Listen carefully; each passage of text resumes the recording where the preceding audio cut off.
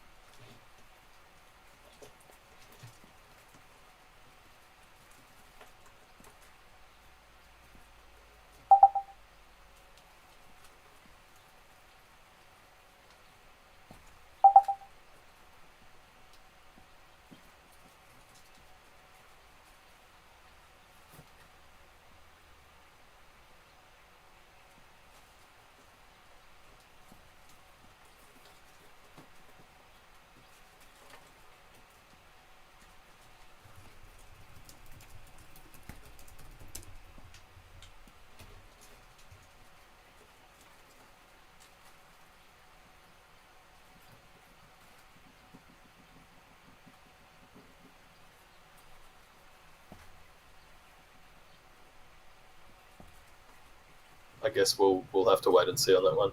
Yeah. Now, so if I may jump in quickly, if we didn't label these first appearance, even though they are first appearance of these particular characters, we would have been breaking our own rules. I get that there's maybe some disappointment that these are the Mighties line debuting these characters in first appearance, but it is honestly what it is. It's they're the actual first appearance on VeVe of these characters. So if we would have held off and then waited for when Captain America actually drops, let's say, and called that first appearance, I think we would have heard the same amount of chatter. Yeah, it's very likely. I think another issue with the first appearance, though, is the fact that the Spider-Man has 5 variants, and Batman's have different artists, and they're all considered first editions. And then the Dragon Girl is considered, first appearance? But that's an artist make, so that should technically be a first edition as well. So there's just like slight minor inconsistencies, I think, and that's what it's kind of building up to. Yeah. I actually, I might make them aware of the Dragon Girl one. Actually, that's a very good point. We love you, Reese. Yeah, we did make a distinction at one point that the artist releases would be first edition as opposed to first appearance, didn't we? So, yeah, I think that's very accurate. The Spider-Man one was obviously the same character. It just happened to be in different poses, so they're all first appearance because they're technically all the same. Like if they're in different skins or based on a different thing, then it would make sense to have one as the primary one. And I guess that's the separation that was made with Batman. There was 4 different Batmen, and one of them had to be first appearance. And I guess in that setting, you have the artists to differentiate between them, I guess. But you're right. Yeah, I'll bring it up and just see if there's any inconsistencies that we can fix on that front. Obviously, we went back and did upgrade some of those Batman Black and White characters at one point. So it's certainly not unheard of to review that kind of stuff. But we'll do that for sure. Sweet. If anyone else has missed it this week, before we get too much further, we did put out the monthly wrap-up on the Ecomi blog for last month. I just put out a weekly wrap-up earlier this week as well of last week. Obviously, really diving into just how far that exposure has gone from Marvel. I mean, great work, Alex, as well. Like to see that posted across Spider-Man Twitter, Marvel Instagram. This week I've seen the Mighties be posted on, I think it went out on Captain America Twitter this morning. I've seen it on Marvel as well. So really great to see them working with us on this as well and really helping us to debut these products.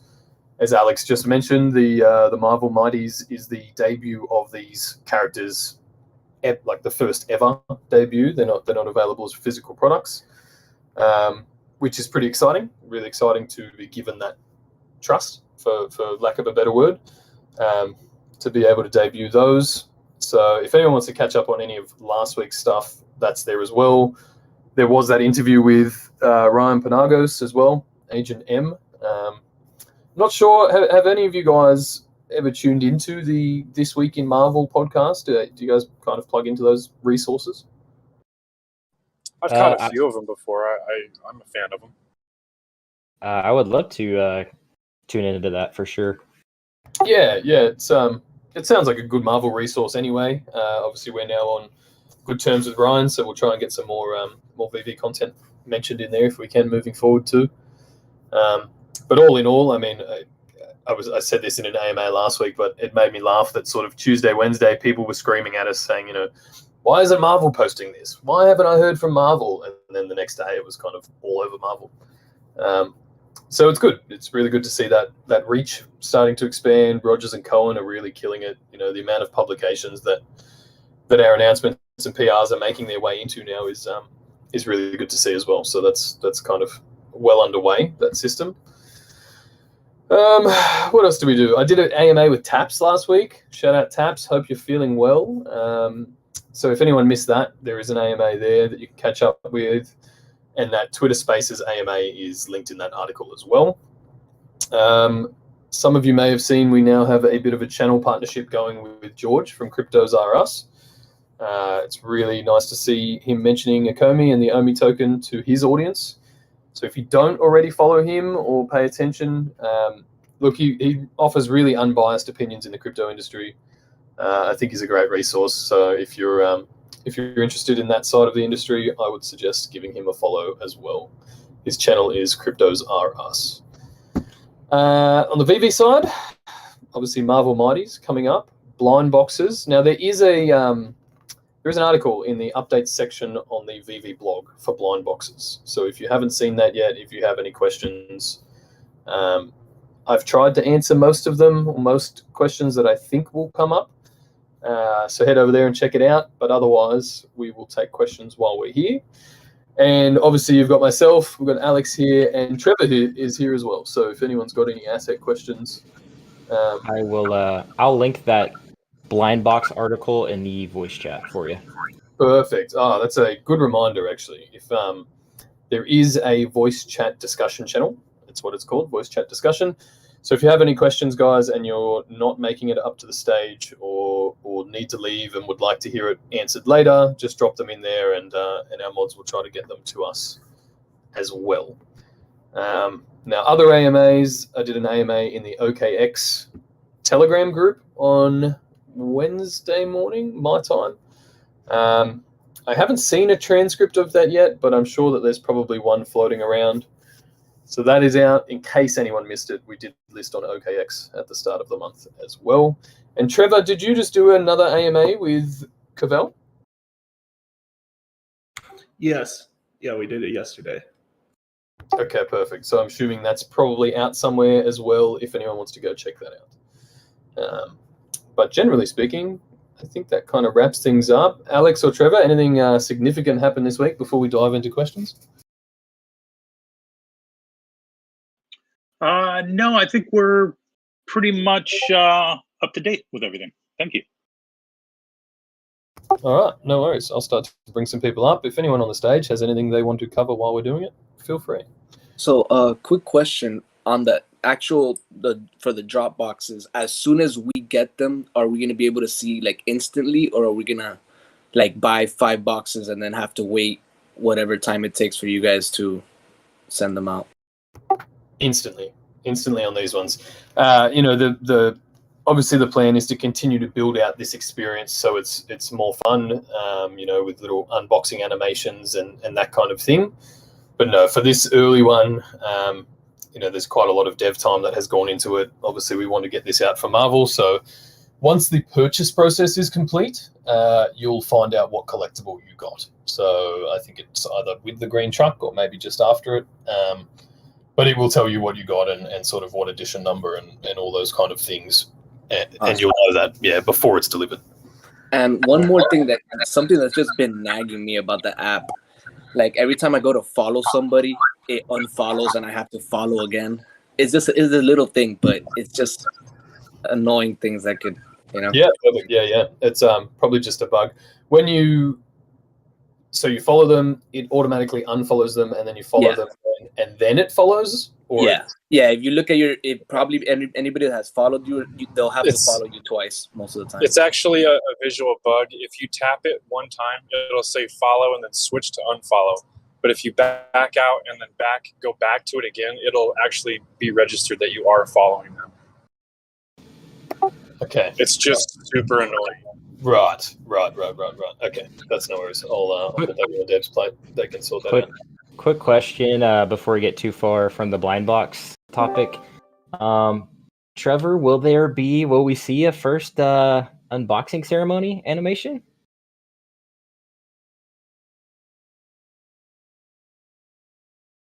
Not for this drop yet. I mean, I didn't work on one.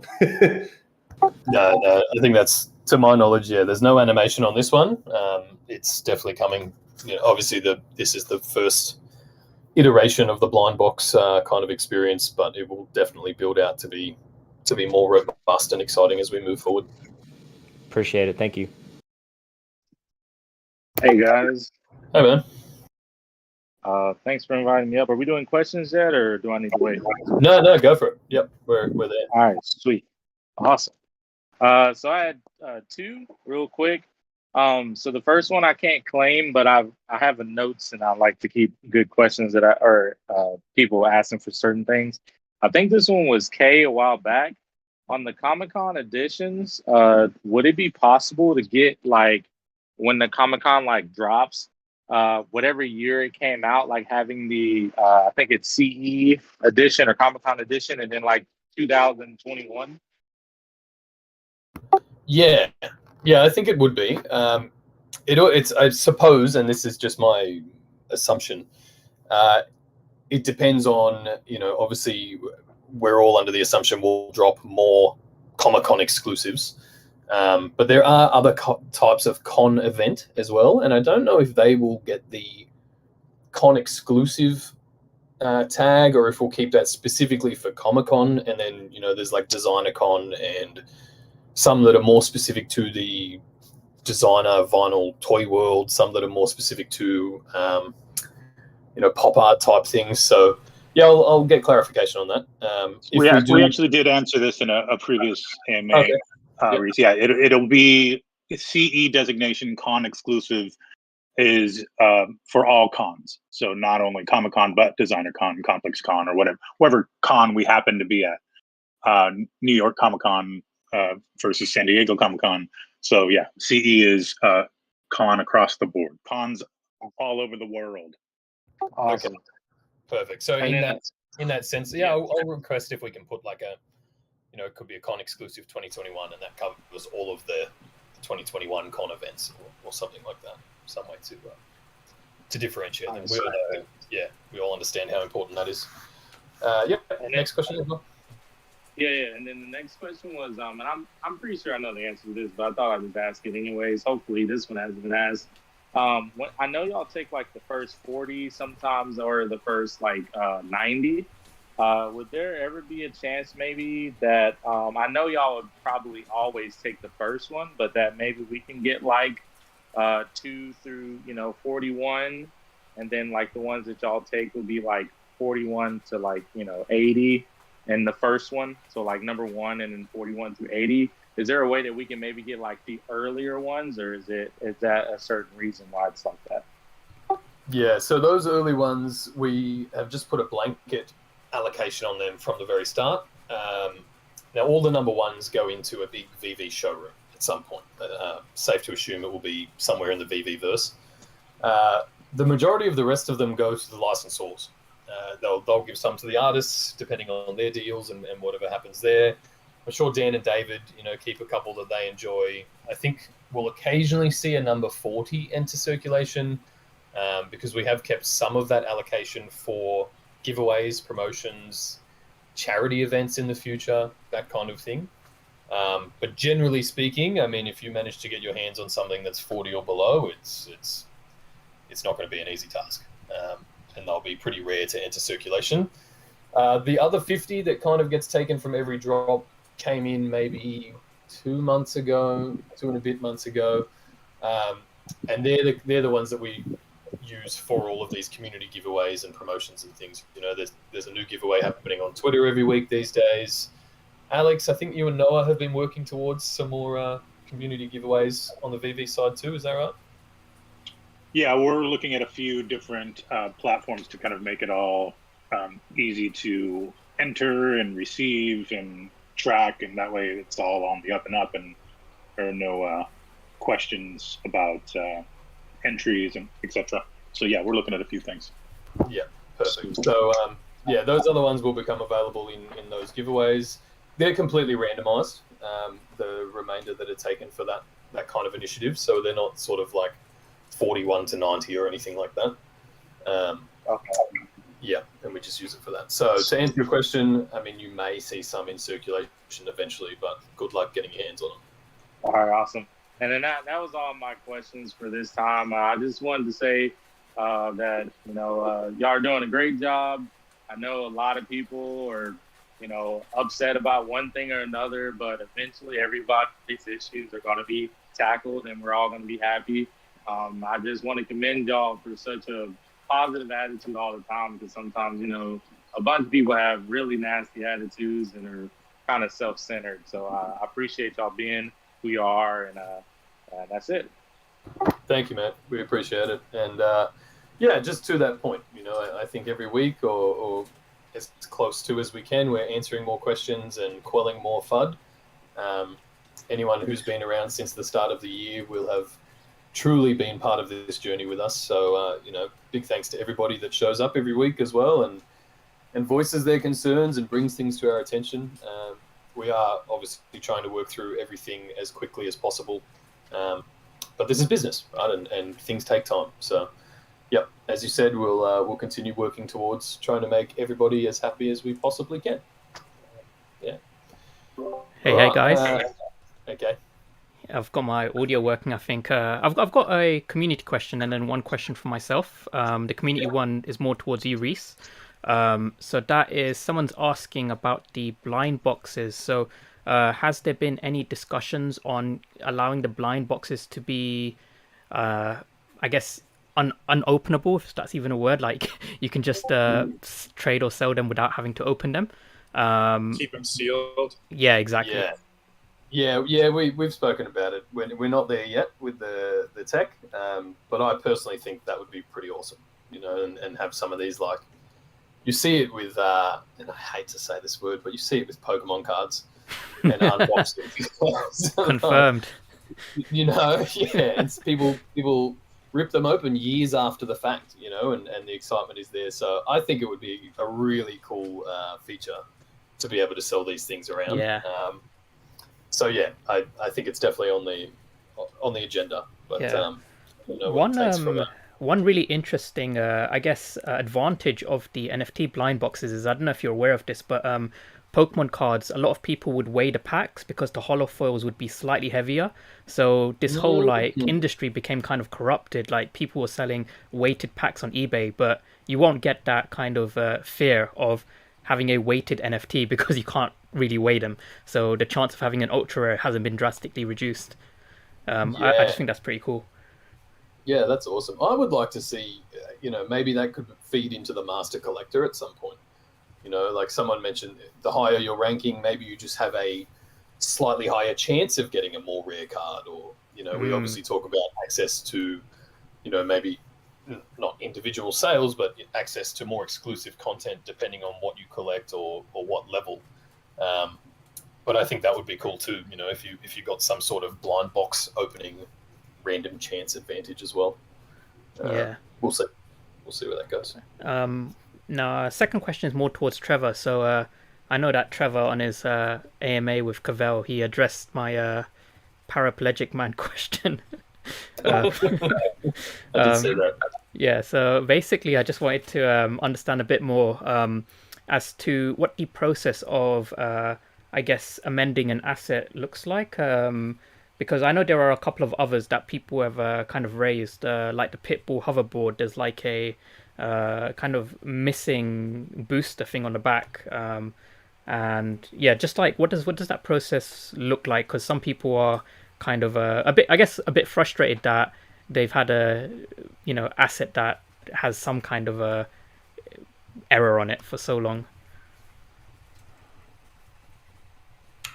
I would say the actual technical process of it is iterating on the asset that exists, and basically it's 3D modeling work. It's whatever the issue is: 3D modeling, animation, visual effects, sound effects, whatever needs to be fixed. It's hard to say. Each asset's different. What the actual fixes is that needs to be made. Some of them are fairly simple. Some of them are quite complicated, and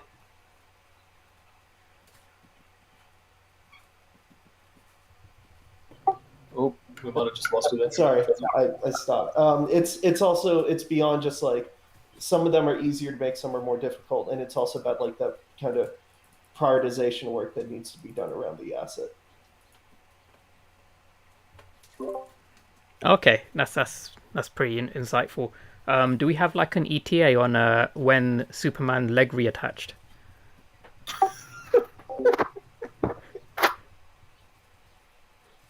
Oh my god, you're not gonna let that go. What's the proper answer to all one questions? Soon? Is that what we do? Yeah, we Hashtag hashtag soon. Hashtag soon. We're cool like that. Hashtag soon legs. Soon legs. That's it. What does it need legs for? It can fly. Let's be real. So I've got a Just a flying torso. Yeah, you've got to. Sorry, go for it. No worries.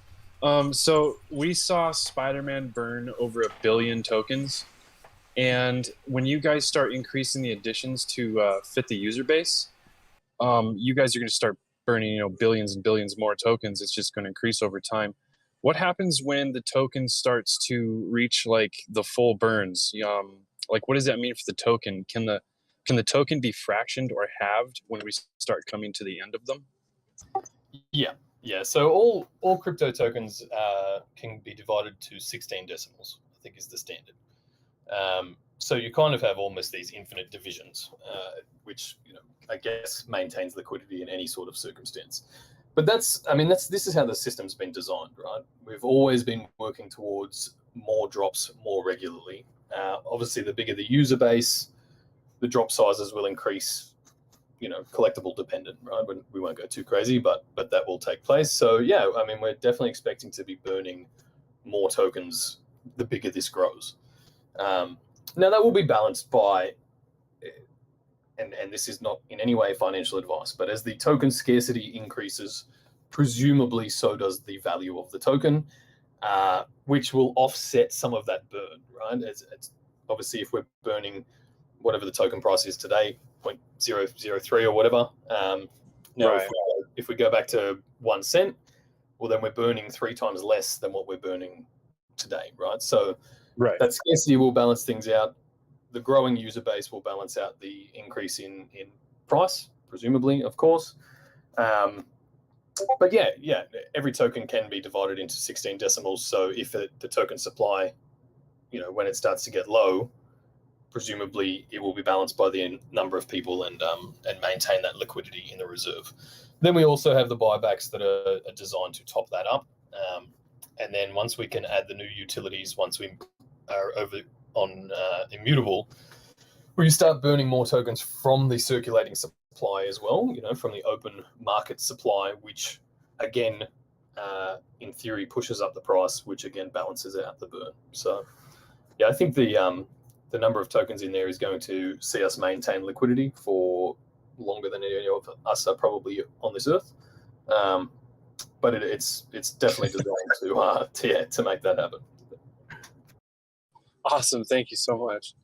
No problem. And look, I'll just address the buybacks too, because I know people are asking me about it. I see it on a lot of things. Guys, it's back on David Yu's desk. He's told me he's prioritizing it.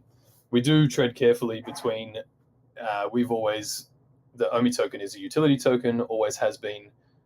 In these instances, there's some legal gray areas where you have to be very careful you're not walking into the security line. But he's on top of it, and he'll get back to me as soon as he's ready for the next round. So I know it's not the exact answer people are hoping for. I can't just say it will start again on this date or anything like that. But it's back on his priority list, and I'll get back to you when I have more on it, basically. Sweet. And then one more question from the community that's kind of been floating around for a while. How will cashing out in the app work when MTL arrives? Yep, great question. So when it rolls out, I think it's safe to assume it will roll out in a limited capacity to start. Just same as anything, if you're testing it on a live app, you don't want to be exposing anything untoward. But basically, you'll have an option to toggle it on and off, essentially. I am going to assume it will be in your profile section in the app, and you will need to go through a KYC AML process. For anyone who doesn't know what that is, know your customer regulations or any anti-money laundering regulations are a very standard thing with any business that deals with financial assets. So the same way when you sign up to an exchange or anything like that, you'll need to provide some sort of proof of identity. I'm assuming there will be like a basic verification and then a more advanced, and that might be something that is more open to certain tier of master collector. But basically, you'll toggle it on, you'll pass the KYC, and then you'll be able to basically sell your gems, I guess, or withdraw that value in gems back to your bank account. I'm pretty sure it's to a bank account. It's not to a spending card or anything like that. But in a nutshell, that's how it will work. Awesome. It sounds exciting. Thank you. I got a question for Trevor. Go for it. All right. Crypto Crowns from YouTube stream says, for the sky travel outside of the vault, will it be disabled like with the new vault implementation? Also, he says, also will in-vault collectible oversized scaling be disabled? Oversized scaling shouldn't be disabled. Traveling outside the vault was a bug, not a feature. So that is being fixed, I will call it. However, as far as, and I don't want to get too far into the specifics because this is leaning more into systems and kind of the tech. For people who place those assets out there and they want to, if they move it to the new showroom and they want to get it out effectively and move them around, there's like ways to do that, as well as like, I think for keeping the old showroom to some degree, which I'm personally not the biggest fan of because the new showroom looks so much better. But that's there will be ways to address that for people who like build stuff out in the skybox. Gotcha. So when flyable T-Rex? I think that's more the pterodactyl kind of thing, I would think. Just flyable. Let's be real. I don't see Universal as the licensor going for that's not what the T-Rex does in the IP, so we're probably not going to support it. Oh, pterodactyl's fine. We have those in the IP. Maybe I don't know. I'm just trying to think like a licensor there.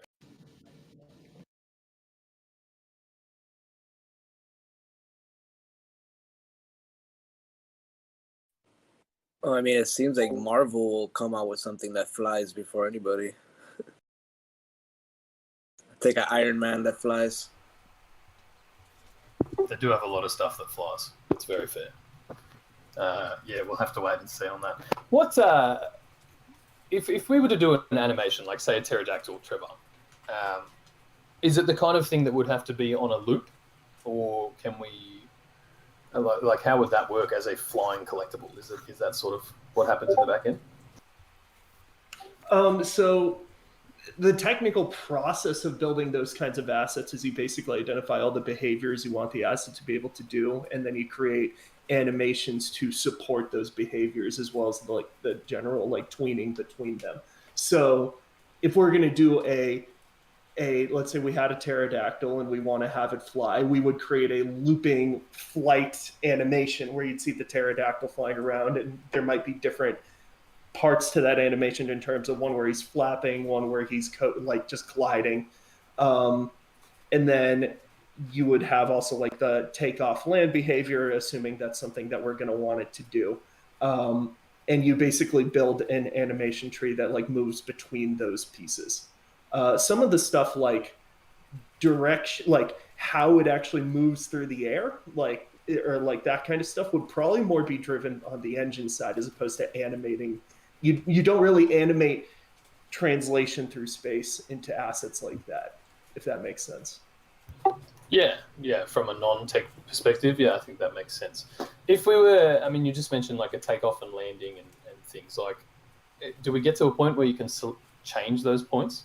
You know, it takes off here and you say, I want it to land over there, and it can happen, or it's likely it would always have to return to the same point that it started from. Reese, stop adding scope. I'm doing this. No, actually, the reality is to actually have it take off. Okay, just walking through. If I were to build the asset, I would build it in a way where all the animation, it would just be on the asset itself. And basically, if the asset was on the ground, it would have and then you had it take off. It would play the animation where it takes off, and then the asset in the engine would translate up into the air a bit. Then you could have it like pilot it around, what have you, and then you could put it down anywhere you wanted. That would actually be simpler than putting specific points in space and having it have to like path its way over to them. Got it. And is it possible in the same way that Ghost Trap interacts with Slimer. I mean, can we have our dinosaurs eat our collectibles?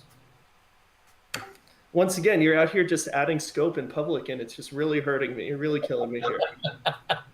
But yeah, I mean, how doable is that? Yeah, it's pretty doable. Okay, cool. But actually, that's the question that Rise asked about the flying pterodactyl. But how about like the Enterprise? You know, the same way that we drove the DeLorean around, would we be able to drive the Enterprise, like fly it? I hope so. That one's almost a simpler asset to achieve that with because it doesn't have like a flapping animation. They just kind of it's just like they just kind of hover around. yeah. Just to chime in there, I just had a kind of like a idea / question. So in Unity, so when I was playing around with it a couple of years ago, there's something called I think it's IBM Watson's speech recognition API. And basically, what I did was I built a AR model which responded to voice commands. So it gave me the idea of, you know, if you had hypothetically like a Star Wars stormtrooper, it would recognize phrases. So you could say execute order 66, and the AR model would kind of, you know, do what it does and start shooting. I was wondering if it had been discussed or thought about of introducing NFTs in the future which may implement additional kind of gesture recognition such as speech, because I know that's possible with Unity, so I wouldn't think that's outside the realms of something VeVe could do. It's a cool idea. It's depends what we want to have it do. I mean, ultimately you're trying to this wouldn't be a tool we build. There's obviously APIs and stuff that we could tap into to do like voice command stuff like that. Something like pterodactyl, like when you call your pterodactyl to come here, it basically having it take off and fly to you wherever the phone is a lot simpler to do than, hey, random whatever Star Wars character, can you execute Order 66 and then have it go around and kill everything in the showroom? Which, while it sounds cool, again, we're out here just, oh my god, the scope. Even we need that. I love that idea though, being able to call to your pterodactyl and have it fly to you. I'm in. Put it on the list, Trevor. On the list we go. Execute order 66. As long as you're paying for it, that's fine. Yeah. By me, I mean Dan. But yes, I approve all spending. And to clarify, by paying for it, I'm speaking specifically about paying for the development, because this is some expensive as shit features you guys are recommending. Okay. Oh, well, that's fine. We can do it. Where there's a will, there's a way, my friend. That's all we need. Just a reminder too, guys, as I'm inviting people up to speak, you do have to accept the invitation. So if you're sitting on the sidelines and waiting and you see a little thing pop up, just accept it and you'll come up to the stage. Yep. Can I ask a question if you can hear me okay? Yep, we got you there, mate. Go for it. Cool. Anytime. Obviously, we want to say thanks for all the hard work and the clear communication. It's so appreciated on the community's end. As we're sitting here talking about all this cool stuff, I guess my question is for Trevor or Reese. There's so much in the work between VeVeVerse, Master Collector. God, I mean, there's just so much. Is there anything that you're most excited for? You know, what's the thing that gets you most excited about the possibilities just through this platform in general? Trevor, you want to take that? I was hoping you could go first. For me, I will say there's like, for me at the like basic level, a lot of the content we have coming is really exciting. I love every time I see a new model comes in and everything just looks better than what came before, across all the IPs, not just like announced, unannounced stuff that we've like been talking about actively, stuff we haven't talked about in a while. There's just a lot of really cool stuff there. I don't want to go too far into it or open like a big can of worms around it. And I kind of talked about this a bit with Cavell yesterday, which is like the opportunities for interactivity, gamification, and gaming itself, while I still think is pretty far out, not just for VeVe, but honestly, like across NFTs and the larger gaming space in general. That stuff is really exciting to me. A lot of problems that need to be solved there, but I think that's something that I'm particularly interested in and like exploring on my own as well. Nice. I think for me, one of the most exciting things is the reach of this. Like, obviously our scope and vision and the roadmap and the plans and all of those things feed into that. But I mean, we've already seen the kind of impact that this sort of product or this focal point can have on communities, you know, and on bringing people together and on that shared experience. And you know, we're very blessed that, you know, the NFT hype and industry really followed the crypto hype and industry, and it exists in a lot of pockets all around the world. So from a product standpoint, that's helped us to penetrate a lot of different marketplaces, but it's also created these bubbles of community in those places.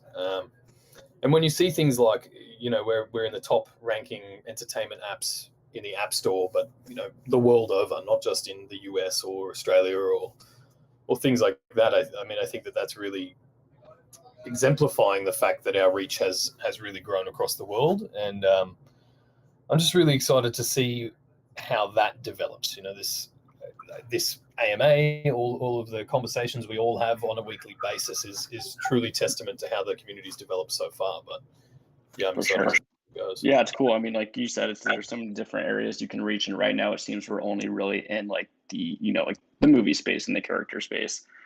Second question, kind of leading into that. I mean, could you guys ever see the potential of like an album dropping on VeVe? You know, I'm basically, every time Kanye delays Donda, I keep telling myself he wants to figure out all the kinks to drop it on VeVe. So like, could something like that ever happen? Yeah, I think definitely. Whether it's you know, I think this kind of dives more into the metaverse style thing. You know, I've seen David, you mentioned that we would eventually have like concerts in the metaverse, right? And we've seen that in Decentraland and a few things in the last 12 months. That's already taken place. I really do think a lot of our physical existence will move into digital spaces. And I mean, the same way that VeVe can distribute collectibles. I mean, it's an incredible distribution mechanism for any sort of intellectual property, be it an album or artwork or something else. So yeah, I can see it happening. I feel like, yeah, it might be more of a Spotify thing at this point, but I'd love to see it happen in the NFT space a little more. Yeah, I would have to imagine that with musicians and dropping albums, I would think that their compensation more beneficial to them in the NFT space. I feel like maybe the royalties could be higher on the constant buying and trading of the album as opposed to just the royalties. Agreed. There are some really great projects out there that are kind of tackling this. I don't know if you guys have seen Audius before, but they're kind of building a Spotify for the crypto world and paying better royalties. There are some projects that are offering albums, and you know, if you own you can have a fractionalized ownership over that album or that record, and then earn ongoing royalties from people playing it, that kind of thing. So there's definitely people and projects exploring it. As to how it crosses over for us, we'll have to wait and see. Do you think that other licensors are taking note of like how the fact that Marvel was able to have like a extra 6%? Like, does DC see that and say, well, why don't we have a 6%? That fee increasing for other licensors as time rolls on in VeVe? I have no doubt that they're looking at it now and wondering why they didn't go for the same thing. As to how that develops, yeah, we're going to have to wait and see what sort of deals David and Dan have struck up and can continue to maintain. Yeah, I mean, and personally, I want to be upset about the 8% fee on the user side because the collectibles appreciate so much almost immediately anyway. So on our end, I see no harm, no foul with increasing the fee just a little bit. Yeah, and look, I mean, if that's what it's going to take to get more and more of the world's biggest brands on board, then you know it will be a consideration at the time. Exactly. Cool. Well, thanks for answering all my questions, guys. Like I said, always appreciate everything you do and taking all this time. It's much appreciated. No problem at all. Thanks for being up here. I got a question if nobody has one. Yeah, if you want to jump in, Kyle, and then we might go VeVe Galaxy, and then Josh, if you're up here as well. All right. I got my little girl here, so sorry about that. But I got Split Sniper 7 in the YouTube stream says, can someone explain what seasons mean in terms of the NFTs and how long each season is? Yep. So each season is 6 months long, or thereabouts. It really came around. It wasn't when we first launched. We didn't really have that as a part of the puzzle, but you know, you never really go into these things knowing everything. It was probably around 4, maybe 5 months in that that the buyer exhaustion started to become quite apparent. You know, obviously we're always talking to people in the community, and I mean, we were tired, but everybody was kind of tired, and it just became a really great way to differentiate between, you know, these were released the very first ones, right? And you see it in games all the time, and I guess you see it in the industry too, right? You get these kind of early exclusive editions and that kind of thing. So that was the logic behind it, just to help separate and differentiate things a little more. And yeah, they're roughly in 6 month increments. Was that all there was to that question? Did I miss a part? Yeah, I think so. That was it. They said thank you and appreciate it. Also, quick question: any update on the old NFL PA since preseason's here? Have not heard anything recently. I know that there's some fun things in the works that we're waiting to roll out in the next few weeks, but I'm waiting to get any sort of confirmation before I go saying anything. Appreciate it. Yeah. As soon as more news on that front. Well, as soon as someone lets me blab about it, I'll release it, basically. But yeah. VeVe Galaxy, up here, you got a question? Yes. Actually, I have one question, one idea, and one issue that have been experienced. Fantastic. So my question is this the only Captain American that will be dropping this Saturday, or will be dropping more in the future? Oh, there'll be more in the future. Yeah, I mean, this is sort of 4 iterations of Captain America plus the Red Skull. You know, Marvel and the character have been around for a long time, so yeah, I think there'll be other iterations. At some point, I would expect a Spider-Man style drop for Captain America for that premium tier collectible. You know, I wouldn't call these the Mighties a lower tier than that. Sorry, I wouldn't consider them in the same echelon of collectibles. So there's definitely kind of those style of drops yet to come. And now my idea is, this idea happened after I was watching some videos on YouTube. So let's imagine that on the future, we drop a drop that is interactive, right? That you can control, right? Like with a control. Let's imagine we drop Street Fighter, right? So my idea is, if we can like do in the VeVeverse a multiplier, yeah, where we can fight online with each other. Also, another idea is, if like, you know, let's imagine you have a 5,000 mine, right? So not many people will buy it, right? Will buy it cheap. So my idea is, if that 5,000 mine can level up, you know, get experience with each battle online. So with level 10, level 20, level 13. Yeah, and then becomes more valuable because of it. Yeah, that's moving into the space of gaming and the metaverse and that kind of thing. I think the first iterations of that we'll see, rather than, you know, a specific game allowing you to level up those characters, is that you'll have composable collectibles or skins or weapons or outfits, that kind of thing, that will be added, and then can sort of increase that value there. We've definitely talked about, you know, being able to fight things. Sorry, Trevor, you're about to jump in. Also, well, now my issue, like, it's about auctions. I have seen that I bid on things, and then after 1 minute or the last minute, someone bids like super high, and at the end of the day, he doesn't pay at all. And sometimes that specific item that I was bidding on it doesn't appear never again. I want to ask how this can be solved on the future, or Or Yeah. So is the issue that you got outbid, or that just that it was outbid by a lot and it seems like a scam? I got outbid, but also the person, well, he didn't pay at the end, so it looks like a fake bid. Okay, but you don't know that he didn't pay, right? He didn't pay because I was looking at the item all day. So the item disappeared 5 p.m. like recently, but yesterday it ended at 5. The auction. So he needs to pay in 24 hours, and today he didn't pay. So yeah, if people don't pay, they lose access to the market for 72 hours. So there is a punishment in place there. I think once we end up with KYC on the with the MTL and that kind of thing, it will really help to cut out a lot of these fake bidders as well, if we can integrate that sort of practice.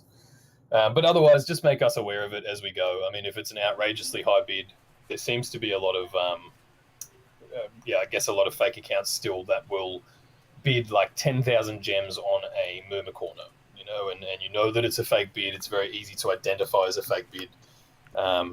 So yeah, just make us aware of it, and any time that we can, our support team will look into those things and try to put a stop to those accounts. my idea is, my idea is that, let's imagine the last person bid 50, right? And then the fake bidder comes and he bid 10,000, right? The bid ends and he doesn't pay. So my idea is, if we give the opportunity to the second person to pay, so it pass on until the Yeah, it's been suggested before as well, and we were putting in a system of escrow. So anyone who bid had to commit 10 gems to a pool, and then whoever won paid for it. Otherwise, the seller would at least get something from that. Now, since we put in the 2FA and the first stage of the auction rollout, which was the punishments, the 72-hour lockout, no new accounts can access the market in the first 72 hours as well. It's actually significantly cut down on that sort of practice. So much so that it is probably easier to just start, for us to cut out those accounts as opposed to re-implement a new process for it. But for now, just make us aware of it, and I'll put it on my list to bring back up and see what the plan is with it. Yeah, an escrow will be really cool. I mean, is like getting admins that get paid on gems. If they so it was meant to be a matter of, like, if you were going to participate in an auction, you essentially have to commit 10 gems or whatever the amount was, so that if you won and you didn't pay, then at least the seller would receive some sort of compensation for that. So that's what that was. What I think we see a bit of at the moment is those fake bids, people trying to move around their gems to get around the daily limits, which is why you're seeing crazy amounts of bidding going on for these kind of lower tier collectibles. But we're aware of it. The devs are watching it, so it's it's people's time is limited if they're trying to take advantage of the system that way.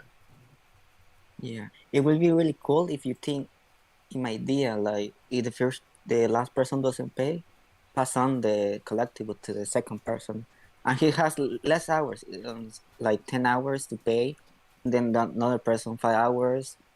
So yeah, it's a possibility. From a technical standpoint, I think it's quite difficult, but if that's what we need to implement, then we can put that in.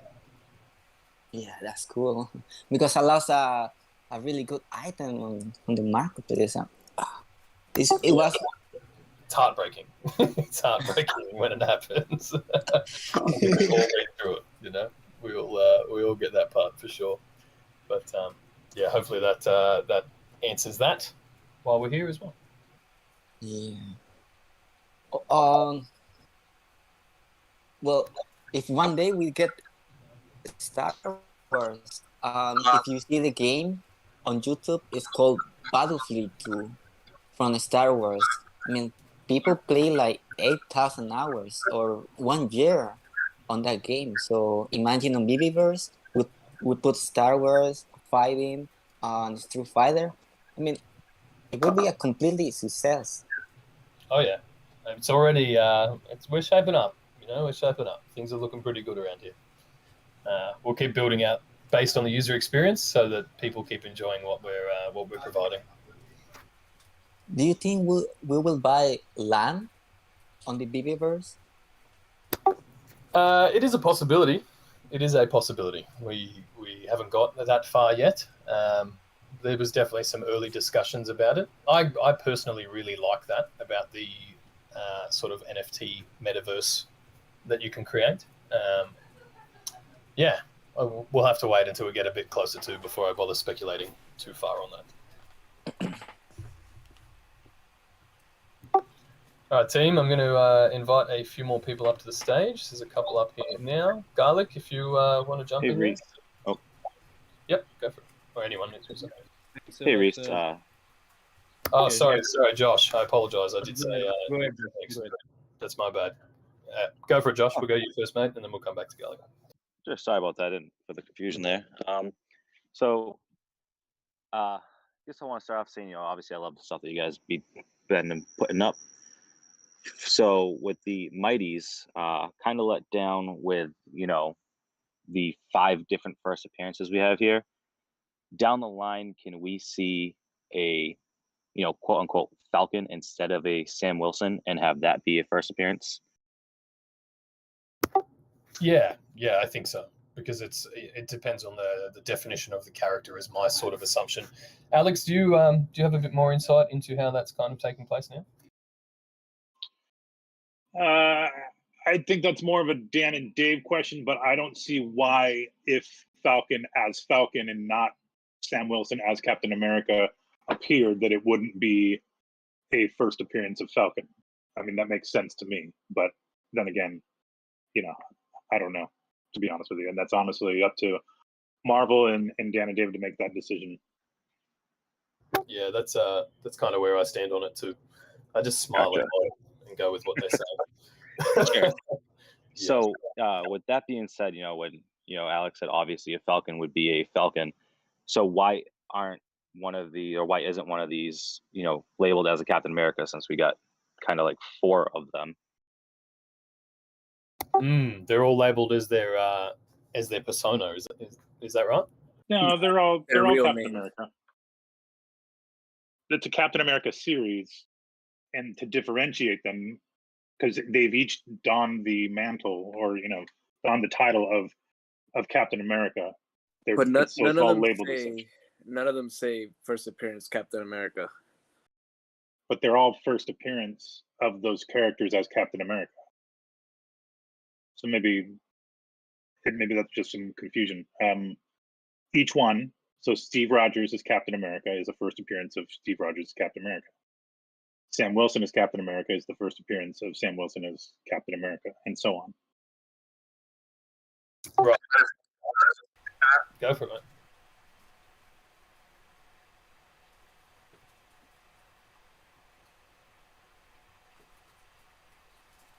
I'm sorry, does that answer your question? I think that's the way. I think that's what you asked. I'm sorry if I'm not answering the question. No, that's all right. If Granola wants to continue that, and then we'll come back to it.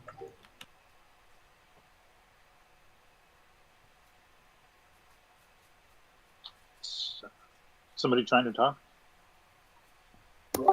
I was just going to say the Robins are kind of the same situation where you have multiple different characters as Robin, but they're all their own individual first appearances in their own respects. So I think it's kind of like the same situation there. Yeah. No, that makes sense. So to come back to the original question, could we see a Captain America just as Captain America as a first appearance character? I mean, that makes sense to me in this instance, as these are all individual representations of people as the character. But as we said, that's a Dan, Dave, Marvel, somebody more important than me to decide question. Sorry, can you hear me now? I can hear you now. Yeah, Okay, sorry. I was just going to add to what Alex was saying, just to put it in another clearer term. There's hero classifications and there's character classifications. When a character has a secret persona, they have two identities in comics and collectibles and everything. They have, like, for example, Captain America is Steve Rogers. He's also Captain America. So this is the first appearance of Steve Rogers, not Captain America. He is dressed like Captain America, so it's a little confusing, but that's how that works. So do you know that for sure? I mean, I appreciate the context from the comic world, but I think we're going to have to ask for clarification from Marvel on that, because the way I'm thinking about it, the way I'm thinking about it is that Steve Rogers is appearing as Captain America, so they're one and the same, and that would mean that it's the first appearance for both in theory. So if Winter Soldier, for instance, Bucky Barnes appears later as Winter Soldier and not Captain America, then that would be a first appearance of Bucky Barnes as Winter Soldier. So then the confusion in this case just comes from the fact that it's Sam Wilson. It's Bucky Barnes. It's not Bucky Barnes as Captain America. It's not Sam Wilson as Captain America. So yes, well, I would refute that actually. In the article, the series name is Season 1 Captain America Marvel Mighties. So they're all Captain America. Okay, gotcha. So it's under the series title then. Yes. Gotcha. Okay, that makes sense. And I think, and if you didn't see that in the graphic assets that we put out on social, for instance, it's probably just a matter of space. But they're all. I think that's what it was. They're all the persona as the character. Yeah, gotcha. I think I was just expecting maybe as a Falcon without the cat. I think the Captain America colors or the suit on each individual character is causing a question there. So then down the line, can we see this again with Iron Man or Hulk? Since there's a totally awesome Hulk and She-Hulk, or can we see that as Iron Man, Ironheart, War Machine type of thing? Yeah, I would assume so. If they're all individual. Yeah, I mean those are all distinct characters, right? So so each, in theory, would be their respective first appearances. Yeah, but like totally awesome Hulk or She-Hulk would count as like a Hulk, and I'm trying to compare it to how you're explaining this Captain America situation. Yeah. No, I think they would be their individual characters. So same as this, I feel like we've all kind of gone in circles and talked the same point right now. But yeah, these are like the first appearance Bucky Barnes or the first appearance Sam Wilson or whatever as Captain America, right? So in the future, we could see a first appearance Captain America of a different persona or a different a different kind of character. And so when it comes to Hulk, She-Hulk, those kind of things, I guess it just depends on who is identifying them, and are they a new character? Where is that character coming from? Is it a comic? Is it from the film? That kind of thing. But look, for now, let's just agree to get Dan on to explain this better to everybody. Cool. Yeah, no, absolutely. I really like how Alex explained it, how it's titled under the series. That makes perfect sense to me, actually. Perfect. I'm glad someone got sense out of that. Then also I had another question about just the marketplace real quick. Mm-hmm. So when I do an auction and when to go to place my bid, I've noticed that, so say there's a bid on a Ritmo for 600 and I go to bid, my bid will come up as like 400 and something, or like a random number. It doesn't give me the next inline bid. Is that something that's going to be fixed? Yeah, I think so. Yeah, it used to be that it would start at the current price and then you could bid up. And then I know that we made some changes and now you have to re-enter the new bid each time. So I'll put that on my list and see if it's in the pipeline for sure. Sweet, thank you. No problem. Hey, thanks for your time. I have a few questions for you. Some are very quick and basic, and some are more complex. First one would be regarding the season 5 of Batman. We don't have any comic artist name displayed on the item. I wanted to know why. Is there a specific reason, and are you going to correct that? Yep, that came down from the licensors. That was their decision. they are going through their own sort of processes with their artists to really establish how they're all going to kind of approach this space moving forward. So that was the advice we were given. So we removed that kind of specific artist reference at that point. Because as a newcomer to the world and so on, it was pretty nice to understand who has draw kind of Batman, but okay, whatever. Agreed. Yeah, it's nice to it's just nice to learn more about the artists that created them too, you know. And yeah, I agree. It was a really good feature to have there. So hopefully we can put that back in the future. Okay, nice. The second question is a bit more complex. It's regarding a specific situation that is occurring right now on Telegram. As you might know, there are some escrow groups on Telegrams to allow users to cash out and cash in some gems and USDT and so on. And we have saw recently a wave of newcomers with a lot of gems, but obviously that these gems were money laundering on stolen cards that's been cashed in Apple Store app and Play Store app. And the big concern of the user that are buying this kind of gems to this specific user is really simple. Would they have any risk to get these kind of gems, store them into their accounts without knowing that it was on a stolen card before? Yeah, I mean, look, I'm just going to blanket say this. We say it every week. I mean, we don't support anything that takes place off the app. We can't support any sort of external gem transaction, any of those things. If those transactions are happening regularly and it becomes, you know, they're the sort of things that can get flagged in our system as potentially fraudulent. And yeah, there's always a risk that you know, you may not lose access to your account or those things, but it may be disabled for a while it's investigated. So we certainly don't promote it, we don't condone it, we don't support it. Any chance or risk you take outside of that is up to you. One other question is regarding the brands. We know that a lot of us are waiting for the move to Immutable and being able to sell or resell our items on OpenSea and so on. What is the share of brands that, in your opinion, will allow items to be sold on other platforms versus those who would like to keep it into VeVe for now? I think, and this is my personal opinion, I think that the whole industry is going to move to this much more open and interoperable system.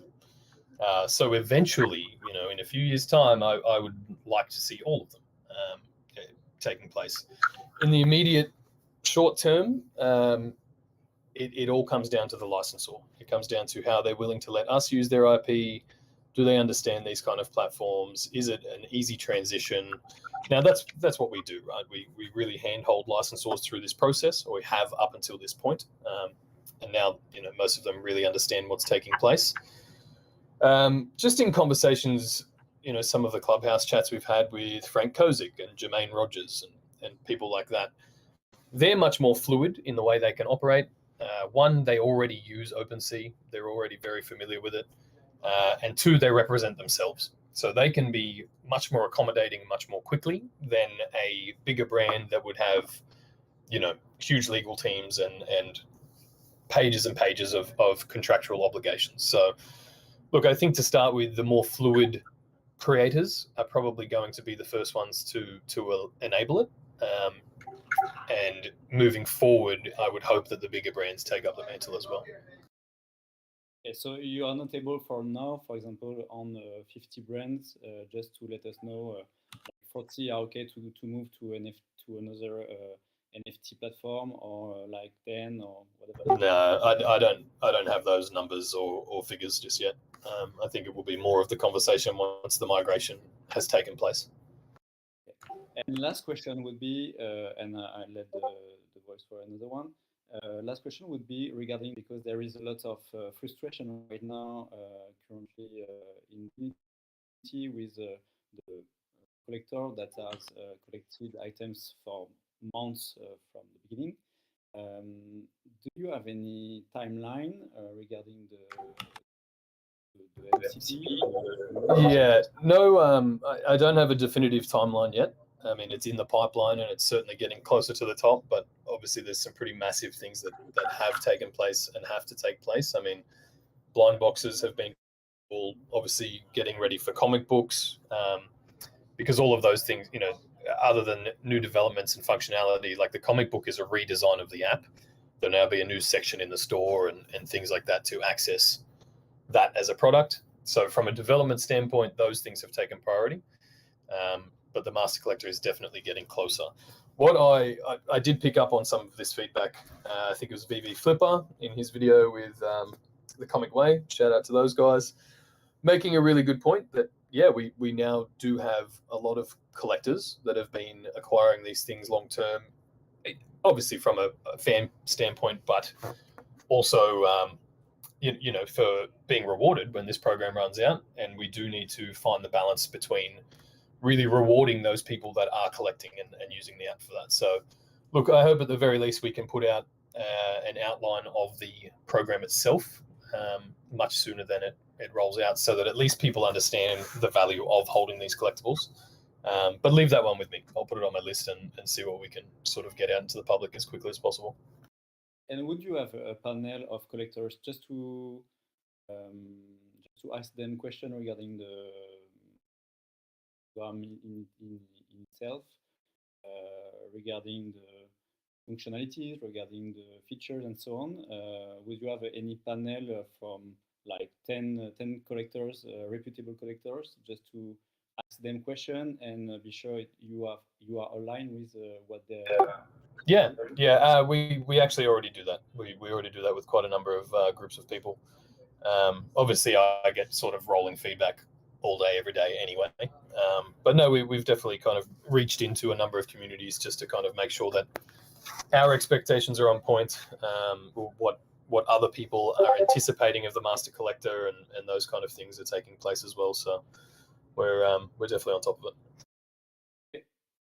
Thanks a lot, guys, and thanks for your time and your help. No worries. Thanks for coming up here.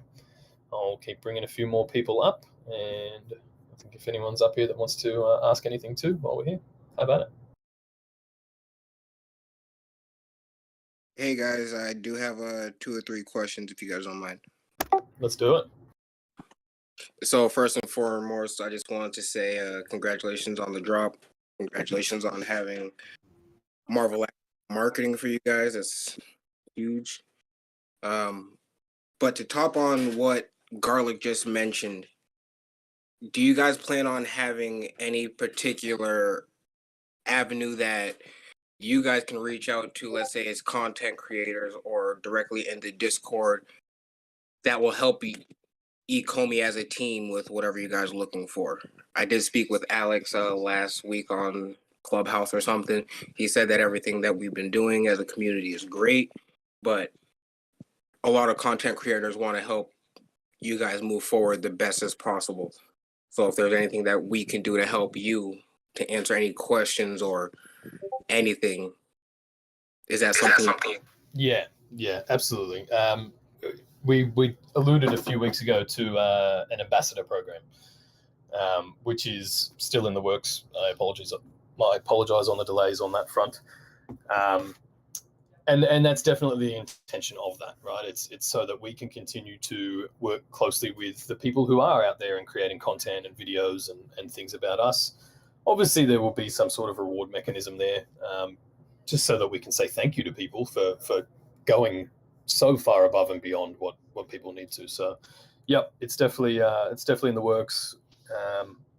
It's likely to be a little way off yet, just so we can get a few more ducks in a row. But it's definitely the intention. I want to continue working as closely with you guys as we can. I mean, one, because we're building it for you, right? I mean, that's what our experience is based on. But two, like there is no better feedback mechanism. You know, we know when we've hit the nail on the head, and we know when things haven't landed quite as well as we thought they would. So, yeah, we definitely want to continue to implement those processes too. Okay, perfect. Thank you so much. That actually led right into my next question about the ambassador program. Listen, we understand there's no rush. When patience, #soon. But yeah, is there any particular way or best route to get into the ambassador program or the beta tester program? Shout out to Noah. Yes. I will post my OMI address in the voice chat and just send me a bribe and I will put you in the list. Secret. Look, It's been sent. That's it. Anyone that actually wants to get involved, I mean, it's more a matter of go out and do it, right? Like we are quite across the people that are creating content. I mean, it's hard to miss. Anything that stands out comes across my desk anyway. And over time, I really think I've gotten to know quite a lot of you, let alone sort of recognize the content and the energy and effort that everyone is going to bring this to new people. So, look, I think if anyone's considering it or you're sitting on the fence, just get out there and start something. Have some fun with it. I mean, this is the most supportive community you can be a part of. And typically, if that is the place you're doing this kind of thing from, if it's because you really enjoy it and want to have fun with it, that really resonates. It resonates with other people in the community. It resonates with us. You're the kind of people that we want contributing. So that would be my advice on that front. Hey, Reese, I've got I've got a community question. Just wasn't sure if, because it's one that I keep forgetting to ask as well. The secure wallets, I believe they were restocked, but they sold out like a secret rare drop. I literally just keep missing it myself. Do you know when they're next getting restocked, or could we get like an email reminder, like it's going to get restocked tomorrow kind of thing? That they didn't get restocked. I don't know what that was. I think someone just slipped and pushed the button. So there was only like maybe 5 or 6 that became available, and it might have just been leftover stock or something like that we found. So they haven't officially been restocked. They haven't sort of been missed. Now we're also in the process. I'm waiting for the devs to upload a new build of the Secure Wallet app for us to test. And once that's all good, we'll roll that out. Then we will restock the store. Reason being, right now when you receive the wallet, and I think we're going to avoid doing it this way, but you need to do a firmware update as soon as you receive it. And for some reason, some of those updates just wouldn't quite work. And we'd end up sending out a new wallet, or there was a problem with the connection or that kind of thing. So I think the new app solves that by waiting for the app before we restock. I think we can provide them with the most up-to-date firmware, which just makes the end user experience much easier. Frankly, it makes my support experience much easier. So that's the rollout there. Now I'm expecting that new build to be uploaded realistically after, probably in the next 2 weeks. This month is quite big for the devs as it is.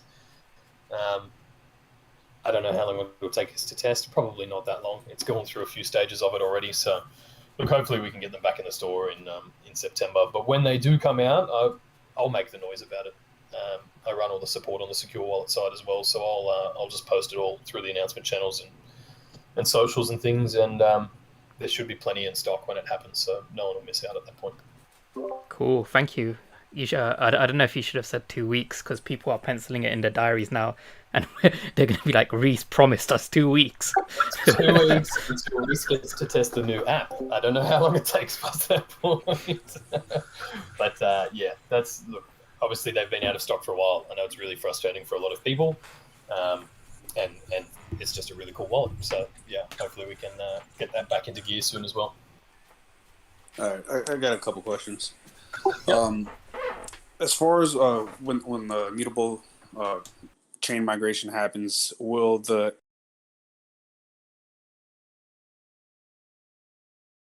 We just lost you there, Matt. Do you want to just start that again? Oh, sorry.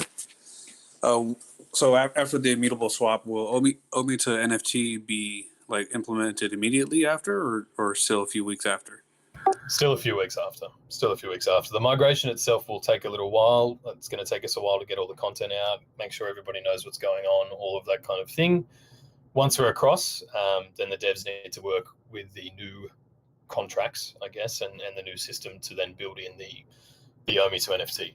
That's why it got pushed to behind the migration. We're at a point where we can spend the 6 or 8 weeks, whatever it was going to take to build it for GoChain, and then as soon as we migrated, we were going to have to rebuild it anyway. So Michael, our CTO, just said that was the better order of things. So it will still be a bit of a delay once the whole migration has taken place, but that'll be the next development on the list. And between then, I think we're going to try and add some other utilities to the token to at least get that velocity going. If they're smaller or easier developments, but don't quote me on that just yet. We'll find out a bit closer to. Right on. And like I know you guys said you're testing out some other token utilities. Can you tell us what those are, and how far in the process are they? I can't really reveal what they are just yet. I did mention some ideas in the Taps Trades AMA that I did last week, if anyone wants to go and review that. But we've talked about, just as an example, right? Don't pencil this in or quote me on it. But one idea I really like that Brock suggested, one of our community OGs, was, maybe you can burn some OMI to have your listing featured in the market. If you go to like any sort of online marketplace and you have the featured listings at the top, so people see them. So we could do cool things like that. I really like the model of say you have frequent flyer miles for an airline, and you can bid a certain amount of miles for the chance to get an upgrade. And obviously it's kind of like a silent auction style thing. I think that would be a really cool utility to say, all right, well, if you really want in on this drop, well, you can volunteer to burn X amount of OMI or something, and if you're in the top 50 or top 100 or whatever the amount is, then maybe you get access to that, a special allocation of that collectible. So they're just examples of extra utilities that we could sort of build into the platform. They're two that I would really like to see added. But if anyone has any ideas along that line as well, send them my way. I'm always open to those kind of things. But they're examples of utility outside of actually transacting with OMI with other users and buying collectibles that would obviously increase the burn rate from the circulating supply, because they're tokens that people hold. And just another really fun way to interact on the platform. How about, appreciate it. How about if there's like VIP places in the VeVeVerse that you can't get into without certain NFTs? Yeah, without certain NFTs, without a certain master collector level. Once that is implemented, we really have a lot more ways to reward users, to identify users, to create those more exclusive experiences.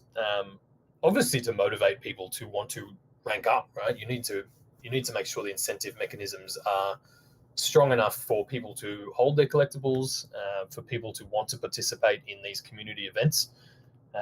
And same as everything we do, it will be an iterative process. We'll continue to build that system out as it becomes more robust and as the user base grows. But yeah, I can't wait for that to actually hit the platform. It's just going to change the game. Yeah, man. Me personally, no pressure, but the Master Collector program is the most important thing to me as a collector. I want to know so bad.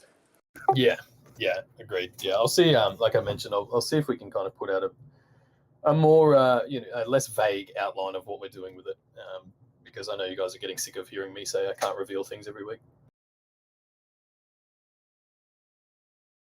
Hashtag Hashtags always. Yeah. Sorry, mate. Go for it. I do have one question after call me Facebook. Yep. No worries. So I have a question I wanted to ask. Would there be a possibility where we would have a feature in the app, specifically in the vaults, where someone, specifically like a user, can put an NFT that they don't own in their vault just for a few moments, just to see how it looks like in their vault? and like maybe it could help them figure out if it fits perfectly in their vault, and they might consider buying it. It's basically like entering a mode where an imagination vault, and then when they leave the vault, it goes back to normal. Yeah, like a try before you buy type thing. Yes, exactly. Yeah. I mean, I guess it's possible. I don't know what it takes from a development standpoint. We've definitely talked about the possibility of leasing your collectibles to other people. So I guess if that's possible, I don't see why dropping one in your vault couldn't be. But I will find out from the people who actually build these things before I commit to that. Perfect. Thank you so much. No problem. Do you have any more questions while you're up here? No, I'm all right. Thank you. No worries. All right, so last question that I have for you guys. I'm trying to just keep it nice and sweet and simple. When you guys decide to roll out the games in the showroom, like whether it be pinball or Street Fighter or whatever the case may be, will it be a limited edition run similar to our normal drops, like 20,000 editions or 30,000 editions? And if so, is that how you guys see some income being made in the future in the VeVeverse or whatever the case may be? Like, let's say I have a game arcade with all of the games that you guys have released so far, and then I charge an entry fee. That's a really good question. I mean, I know Trevor's probably more on the development side of what we will be looking to offer in showrooms like that. I guess it depends on the item, right? Like, to take your example as a pinball machine, unless it's a branded pinball machine, I know they were a thing back in the day. I think it's more likely that you want to try and open those experiences to more people, and the benefit or the rarity might be like, if you play it 7 days in a row, you have access to some other kind of collectible or some other incentive in the platform, rather than the item itself having its own rarity. But I mean, this is a collectibles platform. Like, I don't see why that couldn't be a thing as well. Trevor, have you? I know there's probably things you can't reveal, but have you got any sort of insight on that front?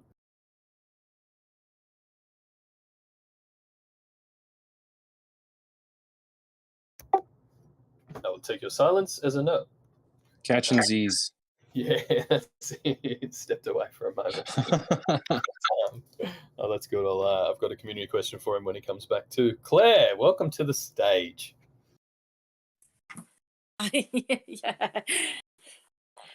Well, my question was kind of for Trevor, but if he's gone missing, that's fine. But what it is sometimes I don't think Wales will be kind of the only place that experiences this, but you can go like to the top of the mountain and then find out that you've got no internet, and the HQ that you loaded to take the pictures you can't actually take anymore because you're stuck on a loading screen. Is there kind of a way in the future where if you download the collectible you can then use it in AR without the internet, or is that something that can't be done? That is a very good question. I have a feeling the AR has something to do with your phone's location as well as the camera capabilities. Does anyone, Kay, have you got any software development insight on that front?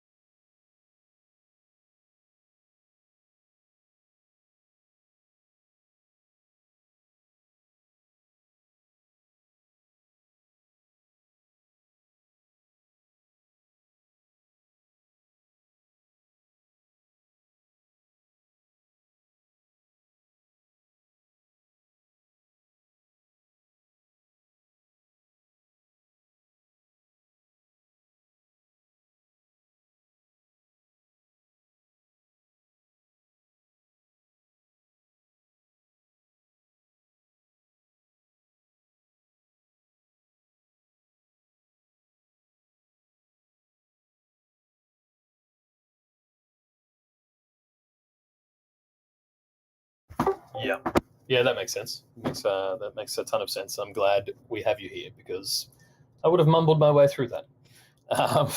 Does that answer your question, Claire? Or give you some more insight there? At least you're honest about it. Yeah. It's just I know sometimes I can load the character when I know I'm going into a bad sort of internet area, but if the app closes on you or does something, then you can't reload. But even if you just had access for 2 hours, it would help solve the problem. Look, at least you get a good walk out of it, Claire. You know. I have walked down the hill and considered going back up once, but thought no. Yep, that's it. It sounds like Trevor's back too, team. If anyone, you guys can hear me. All right. Yeah, we got you there, mate. I do have a community question for you, actually, young Trevor. Hang on one sec. And this is from our friend Orange Bag Lady, and she does have a question for you. So she's always asking folks. I'm going to read this in her words. Always asking folks what they were into before VeVe came to life. So she wants to know when you first started drawing. Was it old school pencil and paper when you were a wee one? Or was it digital first? And what were the first things you sort of created or drew? Me personally, I'm not a fine artist like that. To be honest, my background is in production. Actually, I started more in the design side of things. I guess more in the graphic design kind of stuff. So I would say digital because I learned like the first like creative tools I ever really properly learned how to use were like Illustrator and Photoshop. So that's kind of where I came, how I came about it. Perfect. And all right, in that same vein, in the digital space, or what were the first things you would design? Did you start as a lowly graphic designer? What's going on here? Well, I wouldn't call graphic designers lowly, but yeah, I started with that. I guess like doing like logos, typography, that kind of stuff. I will say, and then game design stuff. I started with really the first like any sort of like programming or like visual, like applying code to create something visual on a screen. There's this amazing tool called processing that was developed by MIT. That's a really good way to learn how to code at a simple level and see the results like in a fun visual way. That's kind of where I started. And then I pretty quickly started moving into Unity. Unity has obviously the strong, like the programming element of it. That's what you need to build games, but there's also a lot of cool visual stuff in there. And as I played around with Unity, that's where I learned about a lot of the like more tech arty kind of stuff. I'm honestly more interested and excited by like technical art stuff than like fine art stuff, just because of like what I've been exposed to. Yeah, that makes sense. Yeah, that makes sense. Yeah, absolutely. Oh well, always good to get a little insight there. Thank you, Trev. We've got a few people on stage. CP or Pat? Yes, CP, you want to go first? Sure. Yeah, I'll jump on. I just got a quick one. Well, first of all, definitely excited to be a part of Club VeVe. I see a couple people up here that also have the gem in the name, so we know that the gem is the new red circle. So that's pretty exciting. Got it. You think you're better than us over there? You got to ask Noah that one. That's fair. My question would be, I know when somebody had brought up earlier about obviously you guys don't support any off-app activity for trading and escrow and things like that. It can seem kind of challenging sometimes. I know there's some folks on social media who'll tag VeVe or certain employees in different posts, and then on different posts kind of advocate for kind of that off-app trading. So I was wondering if there's anything you guys have in place to kind of steer away from that, just because obviously it doesn't kind of shed a good light and it kind of puts you guys in a bad spot if they take someone else's advice and maybe things don't work out for them. They kind of feel, like they got the short end of the stick. So I know it's kind of a tricky one to navigate because people can say whatever they want on social media, but just wondering if that's kind of come up at all for you guys. Yeah, it is definitely tricky to navigate. People tag all of us, all of our accounts in every post they make all day long.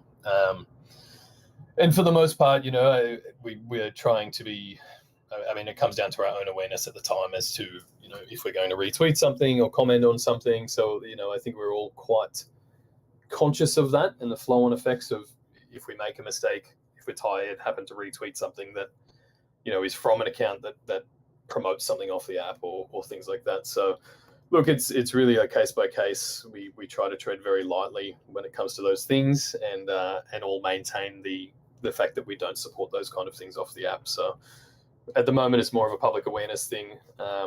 And look, just so people understand, it's not that we're trying to, like, it's for people's own protection more than anything, right? There's too many scams that take place out there. I see too many impersonation accounts, even of people in our community, on the app, off the app, on Facebook. I've seen entire Facebook profiles copied word for word, and they impersonate admins of escrow groups, you know, like you name it. I see it every week. So that advice is really like it's the easiest way for us to try and look out for everybody all at once. It's up to you if you take it. Obviously, we're trying to build in ways to completely remove that necessity or those risks, you know, with the MTL and those things. But and we're close, right? We're really close to a lot of those developments. So you know, it's up to you if you want to take that risk, but we can't support it in any capacity. And if you see anything that looks even slightly suggestive that we are, it's likely that we are tired and you caught us on a bad day. Awesome. I appreciate that. Yeah, the community is doing a good job looking out for everybody, and just thank you for what you guys are doing. It's very exciting, and yeah, thanks for having me up. No worries at all, and I'll second that wholeheartedly. I mean, big thanks to everybody in the community that helps make us aware of where there might be holes in the system or people trying to take advantage of other people. You know, the more we work together on these things, the easier it is to cut them out. So we really appreciate it. Pat, you up here with a question? Yes. Can you hear me? Yep, got you there, mate. Hey, here is, hey guys. So anyways, my question was in regards to the OMI token. I know we're waiting very eagerly for the Immutable X migration, and you guys have, I mean, and it's coming soon. We know that, but there's also like the OKX listing that just happened recently. So I was kind of curious. Once you guys mentioned that you're migrating to Immutable X, I just assumed, and this is also something that I heard from a lot of YouTubers, that basically at this point it just meant that we were going to wait until the Immutable migration was going to happen, and then the exchanges would come in afterwards. Now, so this OKX listing was kind of a surprise. So I was just wondering, could this mean that the Immutable X is done? It just has not been announced, maybe? Or no, not quite. No, we've for the whole year, for as long as you know this has all kind of been going, we've been working towards new exchange listings. Now, the way that happens, I mean, obviously you go through all of the due diligence. You know, they need all your records and financials, and you strike a deal, and then you go into the queue, and it's really a matter of wherever you are in that queue or whenever that listing is ready, that it goes live. So the Immutable one was great. Sorry, the OKX one, so good to have it hit. Obviously, you know, second largest exchange in the world on trading volume, so really big listing there. And if anything, and this isn't confirmation because I don't know, but typically when there's a migration like this, the exchanges will also help you facilitate it. So the ones I've been a part of in the past, like there will be a 3-day window, say, where they freeze any balances in the account. They do the migration for you, and then they reactivate it. Now, I don't know if OKX or Bit4X or these exchanges will participate in that yet, but hopefully they do, because it makes everybody's life easier if they're using the exchange. So no, the migration as of last week was, I think, 90% of the way through for the development side, is now undergoing heavy testing, which will take as long as it takes, but presumably a couple of weeks at least. And then we'll be pretty ready to move across. Now, I've said this a few times, and I'll keep sort of mentioning it to people. The one caveat to that is that Michael, our CTO, is about to have his first baby. So big shout out and congratulations, Michael. But that may throw a little delay in the works for a week or something as we navigate that. So it may have happened now, actually, or she's due in the next week or something like that. So just something to be aware of. Now, it's entirely possible that another exchange may hit before then. We're really not. It just depends where we are in that queue. And otherwise, as we've kind of mentioned and alluded to, it's much easier to acquire a listing when you're already ERC20 because you don't need to convince an exchange to implement an entirely new protocol or chain. So there'll be more post-migration too. Okay, but basically, listing through the Go blockchain and then migrating to the immutable X1 via the exchanges is not that complicated. With Correct. Yeah, especially, I mean, every exchange already has Ethereum, right? So really, when it comes to the token, we're redeploying our token contracts onto Ethereum or deploying the new ones, however the system works. And because these chains already have Ethereum running, to add a new ERC20 token is actually not that difficult compared to adding an entirely new blockchain, which they need to do for GoChain. Okay, got it. That clarifies it. No problem. Awesome. Thanks. All good. Do you have anything else while you're up here? No. This was my main. This was the thing I was a little bit curious about. Thanks for clarifying. You're more than welcome. Blockchain Ricky, if you want to, or Rick, if you have a question there, mate.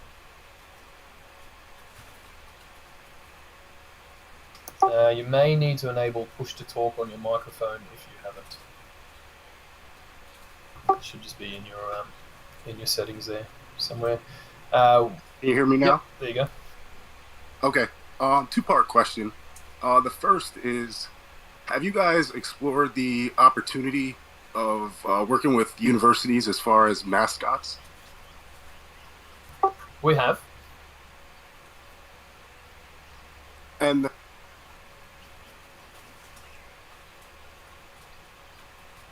just lost you there again, mate. Can you hear me now? Yep. Okay. This year's the first year they've implemented a new rule in college sports about, it's called the NIL. Excuse me, I just got finished running, so I'm out of breath. But in a sense, it allows college athletes to receive endorsements. So, for example, the Alabama quarterback is set to make $1 million this year in endorsements. Master P's son, who's a college basketball player, is set to make $2 million. Would there ever be a situation where you guys would potentially partner up with a university or college athletes to create collectibles for them? Yeah, there's definitely some potential there for sure. I was made aware of that new ruling a few months ago. I think it's pretty exciting for college sports, college athletes to be able to access that kind of funding. It's definitely been part of our conversation. All right, thank you for your time. Appreciate it. No problem at all. Wild Hair, I think you have a few questions for Trevor, and I might bring a few more up from the audience, and we'll probably go for another 15-20 minutes, guys, if that's all right. It is a Friday afternoon. Okay, thank you. Hello, guys. First, I have one question for Trevor. Actually, it's another question. Can you hear me? I don't know. Yep, we've got you there. Okay. When I add Necronomicon in my vault, it starts acting weird, and I don't know how to explain. Is that a bug or a glitch? It turns around and crawl on the floor and climbing walls of vault.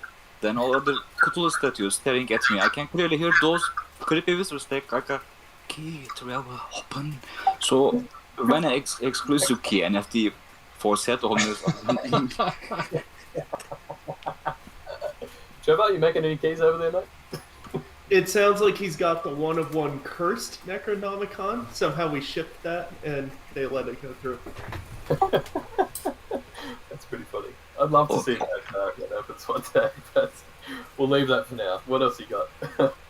Okay, and then I have one question about it. Actually, this is not a question just come up. Earlier, the guy gave an idea about fake bidders. If they won't pay, second bidder should get a chance to get it. However, that can cause fake bidders partnered with second bidder for steal the item for auction. So is there a possibility to add a reserve price setting for auctions also before that kind of features? Yeah. I think something like that would be a much more effective system. And definitely, you know, it's. I know we've all kind of been here together for quite a few months now, but we're still in the pretty early stages of the functionality of VeVe, the auctions included, right? So we've made very necessary upgrades to some of those processes and capture and all of those kind of things. That, I mean, I guess they were always in the plans, but we definitely had to rush them to implement them for everybody's sake. And now we can start to really roll out more functionality, right? I mean, we're still waiting on blank showrooms, and showroom version 2, right? Which will hit version 2 will hit before the blank showrooms. Auction features like a reserve price, being able to directly trade with other users instead of having to list in the market, reducing the auction time from 72 hours to 24, or giving you the freedom to choose between the amount of time you'd like your item to be available. So yeah, all of those features will absolutely continue to build out. It's just a matter of the development pipeline at the moment. Okay, thank you very much. No problem. Orion, welcome, and then subscribe, Bishes. Maybe we'll hit you next.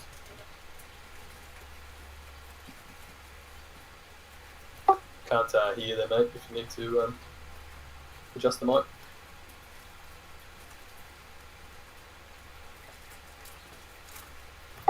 Subscribe, you up here, and we'll come back to you, Orion, VeVe.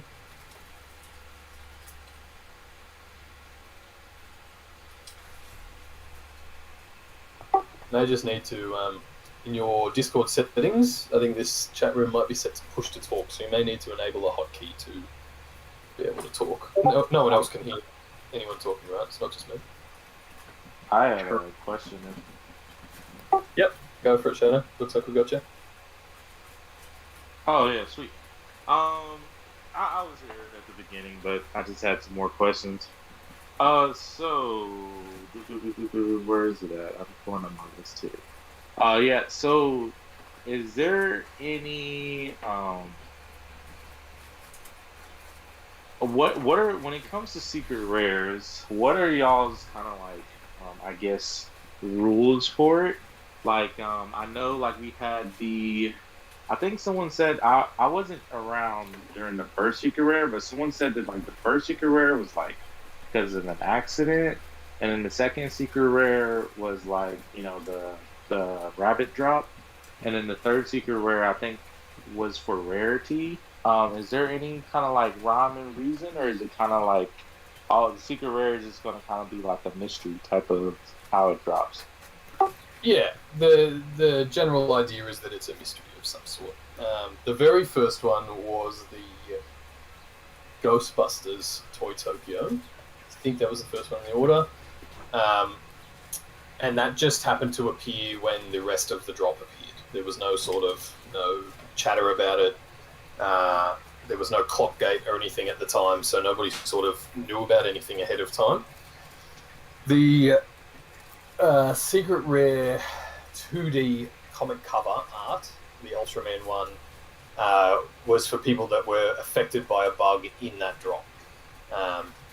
Pretty sure it was that same one. So there was a bug that oversold the drop from memory or something like that. It was sort of in the really early stages when the load on the app was way more than we had anticipated. So that one was given out to affected users as a bit of a recompense from us, and a sorry and a thank you. Yeah, so but as to the other ones, I mean, the lucky one, that was just a complete surprise. I guess for most people, or you know, it was available sort of 15 minutes before. But the idea is that those are either obtained outside of the system or dropped as a bit of a secret. Now I know we dropped a secret rare Spider-Man one, and everyone knew about it. But that one was just kind of, I think, to add to that collectability on that front. Alex, do you have anything to say on the secret rares moving forward? Yeah, can you hear me? Yep. Yeah, I think they'll continue to have to be fluid. It's really, at the end of the day, the secret rare is just the most rare. It's Yeah. secret may be a misnomer in some instances. Obviously, we had a secret rare available with the rest of the drops, rest of the rarities for Spider-Man, for instance. I anticipate that being the case for drops of that caliber for Marvel moving forward or for other IP. But there will still be instances where it is an actual secret. Toy Tokyo or whatever the case may be. But at the end of the day, don't get tripped up on the word secret because it's not an indicator of how it should be released. It's more that it is the most rare. Yeah.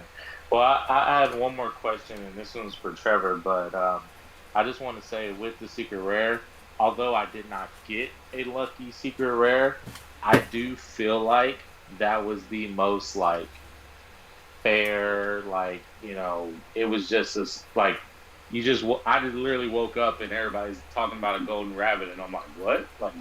So that was cool, even though it sucked I didn't get it.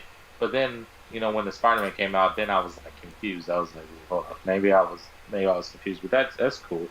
Now for Trevor, is he here? Yeah. Okay. You posted something on your Twitter a while back. I think it was a couple of days ago, actually. And I think it was a retweet of someone else's. And I just want to say that I thought it was an awesome idea. With VeVe and having even static NFTs and animated NFTs and coming from League of Legends and things like that too, I actually really love the idea of the auto battler. Because I just think of you can have a board, the VeVe board or something, and you're playing against a friend, and you have all black and white series like Batman, and they all do certain cool stuff, and you can play against I don't know, someone else has different types of NFTs, and it's kind of like a chess game. I don't know, or I guess my question is, since you posted that, do you think that could be something we can see in the future, or do you think that's too of a massive kind of project?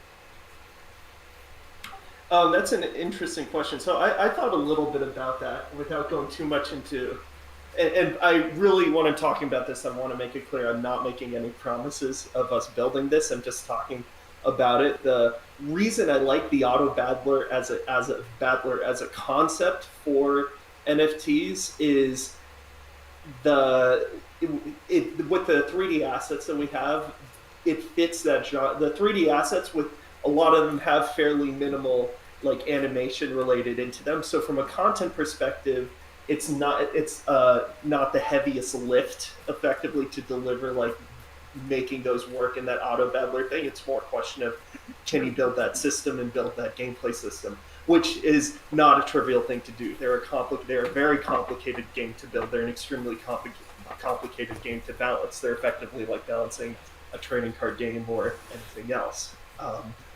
Even Riot Games, which at that studio, there's 3,000 people work there.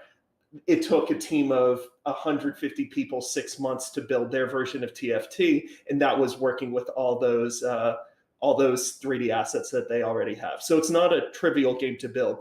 Is it simpler than an MMO? Much, but it's still a really complicated game. It's something that I think would be pretty cool to see and would work.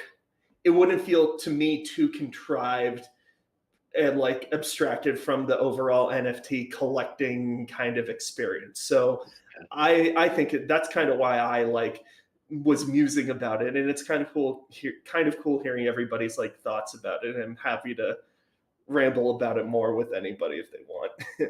Yeah, because when I see VeVe 10 years from now, I see it being the number one NFT platform and all these other great things. And hopefully by that point in time, AR is a more common thing, and that's more accessible to people. And I guess my perfect future, VeVe, its current collectibles and maybe future gamification would be having AR glasses on and sitting across the kitchen table with my brother, and we're playing auto battler on the table with our VeVe NFT collectibles. I know, that's far, far down the line, but I just thought that was a cool idea. That was it. As far as game pitches go using NFTs, it's actually like one of the more reasonable ones I've heard, to be honest. Like everybody was like, when Ready Player One, that is really, really, really, really complicated to build. But an auto dabbler in AR is notably simpler. Still complicated, but it's a lot simpler. All right, sweet. Thanks, man.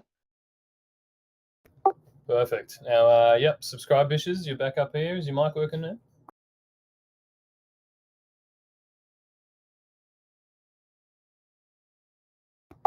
Still haven't got you coming through. I don't know why, to be honest. But maybe if you want to drop a question in the voice chat discussion, if we can't get it working before the end, we can try to get to it.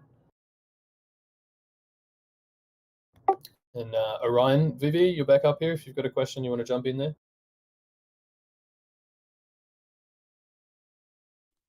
Hello.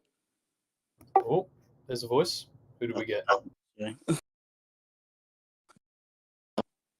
Hey, I'm calling from the UK, so it's quite late. Hopefully you guys can hear me. Yeah, we've got you, mate. Oh, cool. Just whispering so I don't wake up the family. So the first thing I wanted to ask was,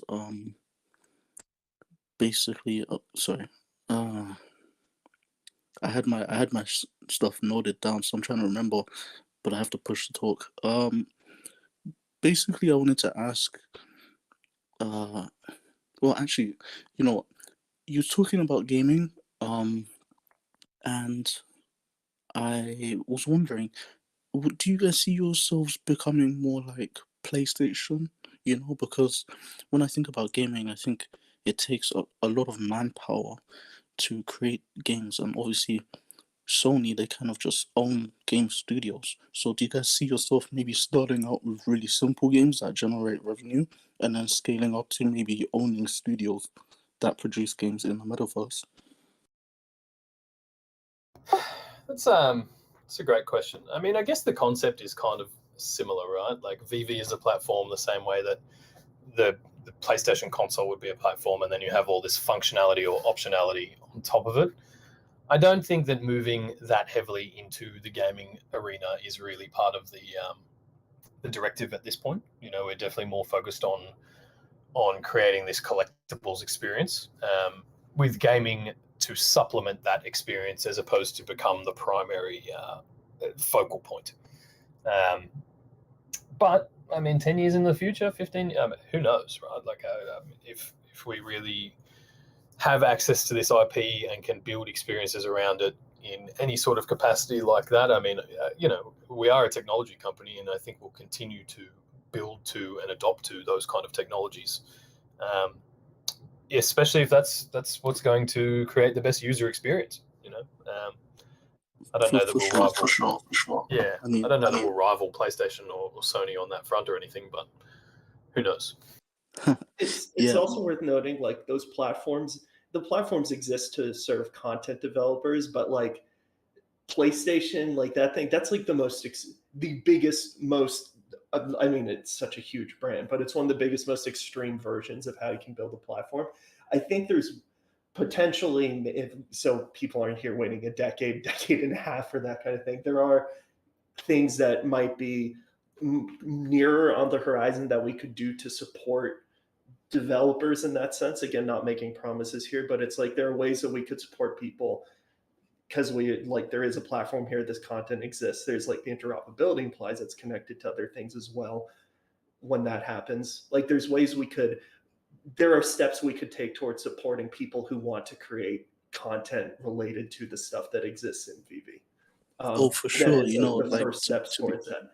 But yeah, I think realistically, like Sony, to give you an idea how big PlayStation is, there's well over 10,000 people who work on PlayStation games and like the platform, and it's a truly a multi-billion-dollar exercise to support that platform every year.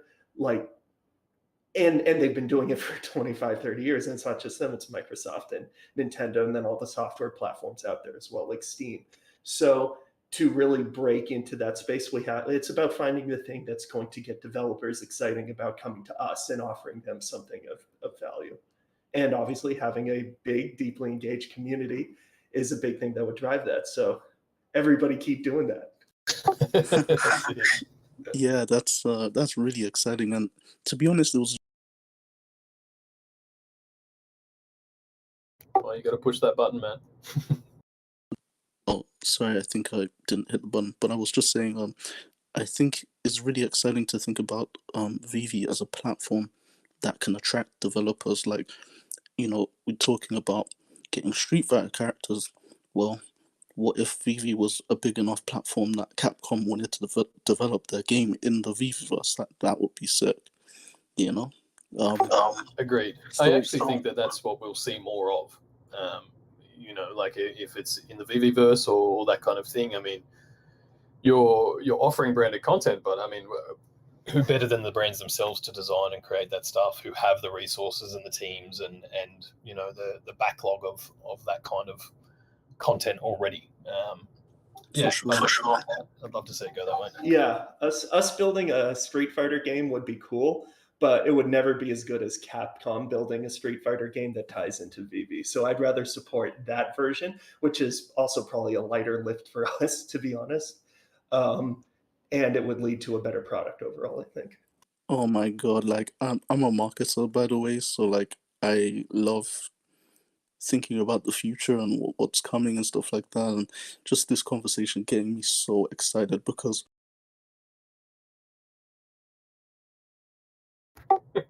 suspense is killing me. We got because right? Yeah, we got you. Yeah. Oh yeah, so I think I keep not hitting the press to talk. Sorry. Yeah, it's just really exciting to hear that. Basically, was what I was saying. The more nearer term question that I wanted to ask was this fee that's coming in for the Marvel, for the Marvel brand. Is that I kind of see it as a good thing because, you know, it's getting brands a taste of that recurring fee, right? And so it's getting them open to the idea of like releasing their IP into the wider world. Would you say that's accurate? Absolutely. Yeah. I mean, one of the biggest draw cards of this industry of NFTs, of assets existing on smart contracts, is that ability to create a perpetual royalty, right? Which these manufacturers have never had before, because when you're selling physical pieces, the secondary market is a secondary market, right? They don't have a stake in it or a say in it or that kind of thing. So yeah, I think it's going to be one of the fundamental things that pushes the licensing aspect of this industry forward. And as Frank Kozik mentioned a couple of weeks ago, you know, this really is the first opportunity. We have the opportunity to treat artists the way that they should be treated, right? To give those, like Marvel has a lot of money, right? They're a huge company, they're doing fine, right? But for your lesser known artists or those with lesser reach, like to be able to provide people like that an opportunity to, you know, clip an ongoing ticket from these kind of things. I mean, I think that's a great step forward for everybody in the creative field, in the creative industry. And yeah, I expect it to motivate more licensors to enter the space. For sure. I mean, just being in the Discord for a while, I keep telling people like there's a lot of fear and I don't want to say FUD because it's a little bit warranted, but there's a little bit of fear / FUD about, oh, this brand is. Lost you again, man. Sorry. Yeah, they say like, oh, they're not gonna let us take our collectible off app, and I say to them, it's a one-way street technology, you know. Even social media, tons of brands were like, oh, we don't need that, we're not gonna have that, but eventually everything go on social media, and it's gonna be the same way with NFTs. Maybe Marvel doesn't let us have the app, the NFT off app initially, but eventually they will. That's exactly how we see it too, right? I think the whole industry continues to move that way. Now, where those assets can be sent also depends on the contracts that are underpinning them. Immutable has already announced that they will OpenSea will support Immutable's contracts and protocols, which is great for us. I really think that Immutable is going to be a powerhouse in as a protocol for NFTs, and looks to be one of the most interoperable that will be available. So all of those things fed into our decision to move to them as well. And yeah, if I get it, not all of these assets are going to be available to send off app day one, and that will continue to be a progressive journey based on a whole range of things. But yeah, longer term, if that same royalty is available to them regardless of the platform, then it really becomes a brand awareness thing for these licensors as well, right? If their content is now available on multiple platforms, and it's still benefiting everybody involved, then why wouldn't you make that choice? So I agree with you. I think that's where we're going. For sure. I mean, yeah, if DC is if Marvel is making a ton of money from having the collectibles out there and getting that recurring fee, DC is not going to sit back and be like, we're going to let them do it and we're not going to do it, It doesn't make sense. Exactly right. Yeah. So my last question was just about when we do have that initial move to OpenSea and being more open, whether that's Marvel or the artists, how do you see VeVe NFTs comparing, contrasting, and competing with the NFTs that are out there? Because a lot of the stuff out there is one of ones. It's generative projects, which is still high mint, but it's still got a bit more unique, versus VeVe collectibles that are let's say the same thing technically, apart from the mint number, but same model. So how do you see these things comparing? And I also noticed that you guys call your stuff digital collectibles.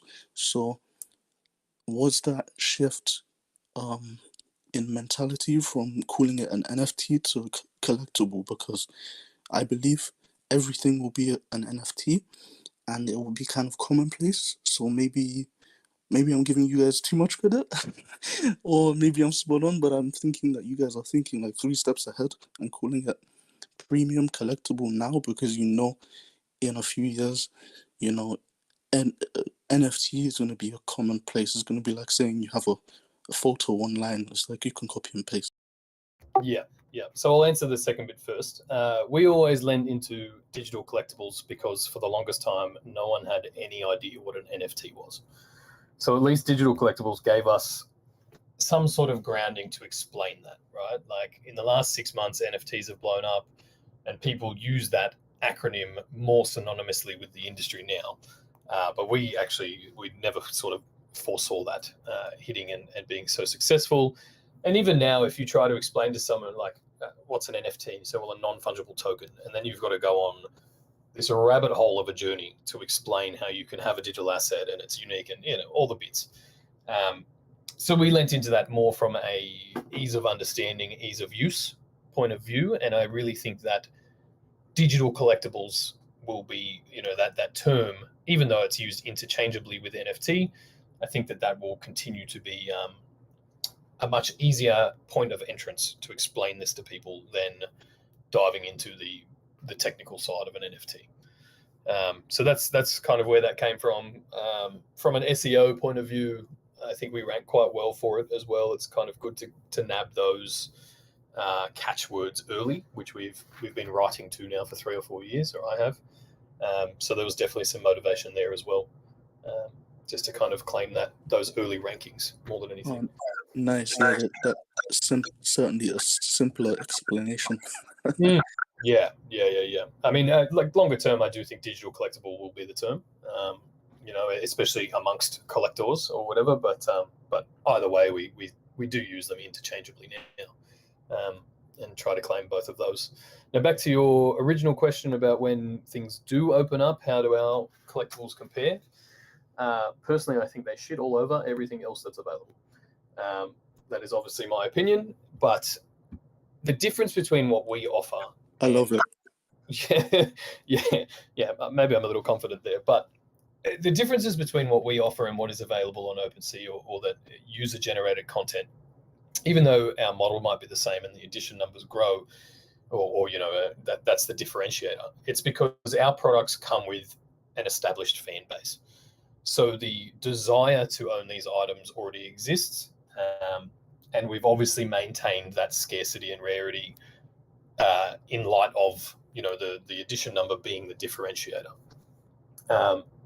And we're really the only people doing it. There aren't many or any licensed collectibles on OpenSea, or not in the same capacity that we're kind of producing them. So, I really think that will continue to set us apart. You've got characters and collectibles that have value in the physical world already, and you're taking that and moving it to a medium that is new. You're not trying to reinvent the wheel. We're not trying to create a new fan base or audience around new content. We're bringing content that people already know and love and already has an innate value to those people. So really, I expect them to continue to dominate and be successful on that front. But just to add to that, we are releasing one-of-ones. There will be more exclusive content than what's currently available. All of those things will also be a feature of VeVe. So I guess when we enable interoperability there, they may perform differently too, based purely on a scarcity sort of level. But fundamentally, I just believe we're producing the best assets every week. The things we're putting out are leveling up. The animations are getting better. The technology is getting better. I think once all this has taken place, we'll continue to rise to the top. Wow, I think you blew a lot of people's minds with that one-of-one reveal. If you haven't said that already, certainly blew my mind. And I hope you're ready, Reese, for the YouTube videos tomorrow, because you're going to see a lot of titles. VeVe shits on every NFT project. So I hope you're ready, man. Just last thing I wanted to say, thank you. My name's actually the Homie DJ on YouTube. Nice. And so I just put my call to action at the beginning, but maybe that's confusing. But thanks for your time. No worries. No worries at all. And yeah, fam, go check it out. I hope. Are you putting out some tracks for us? What do you got, mate? What do you got going? Nah, so I just started my Omi YouTube channel like a week ago. Just trying to figure out a consistent schedule to put out content around my job. But at the moment, I've got 2 videos out, and hopefully going to uploading daily. So Perfect, man. Welcome to the family. Thanks for being here. We really appreciate it, and look forward to seeing some of your content too. Thanks, man. Appreciate it. No Peace. worries. See you, mate. Deadpoo or Austin? What have we got both of you guys? Hey, up guys. there? Yep. Can you hear me? Yep. Go for it. All right. Hey, Reese. So I just wanted to say I appreciate everything you guys done. I'm a huge fan of VeVe and Omi. Been here since March. So yeah, that leads me to my next question. For first-time comers, the onboarding process. I was talking to Johnny Dunn, and the idea came about was that when you get on VeVe, it'd be nice to have like a free NFT that could be like, let's say, a badge for season 1 or season 2 or season 3.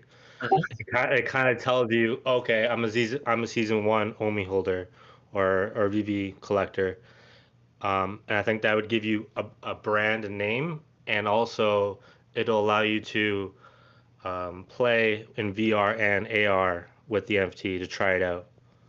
Agreed. Yeah.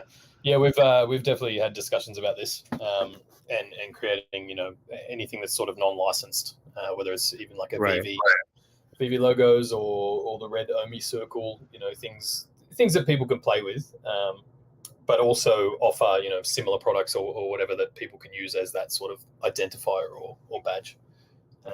Yeah, it's that kind of thing's definitely in the works. Even Brock, again, the man's full of ideas, but suggested a little while ago, for like seasonal celebrations. So say we're approaching Christmas and there's like the very first VeVe Christmas NFT that anyone who's using the platform at the time receives. It's non-transferable, so it's just something you keep in your showroom, but you truly can only own that item if you were around for the first ever VeVe Christmas celebration, or or something like that, you know, and then we might release a different one the following year. So you can sort of stack them up and show when you arrived. So yeah, those all of those things are definitely in discussion. Right. I just want to make sure like a new user goes onto the app and like has something to play with, right? Because sometimes like things will be too much to pay, or they just don't have money at the time, For sure. or they're iffy about it. Yeah, and I guess I think the stress of that will continue to be alleviated when more consistent drops are hitting, more drops in the tier of like the Mighty's blind boxes, you know, things like that, where they may not sell out straight away, and there's things within a price point that people would probably be willing to look at as well. But yeah, we're definitely in talks trying to just give people a way to check out the experience without having to make that sort of commitment as well. Awesome. Thanks, man. That was my question. No problem at all. Deadpoo Whale, you're up here. We might wrap it up not long after. Yeah, hey, how you going? Good, mate. I guess I'll just start off here. Thanks for everything. I guess the main change that's happened is toilet breaks at work have gone from 10 minutes to about an hour now. The best break. That's it, pretty much. I've apparently got just some bowel problems now at the moment. So I was just going to say, is there going to be some more improvements just around the whole social aspect of the app? I was wondering if, like, particularly in AR, there's like so much potential there, and whether or not there'll be like some kind of interaction with Google Maps, and that's how the secret rare could potentially be released. Yeah, absolutely. So probably two different things there, or maybe they tie in.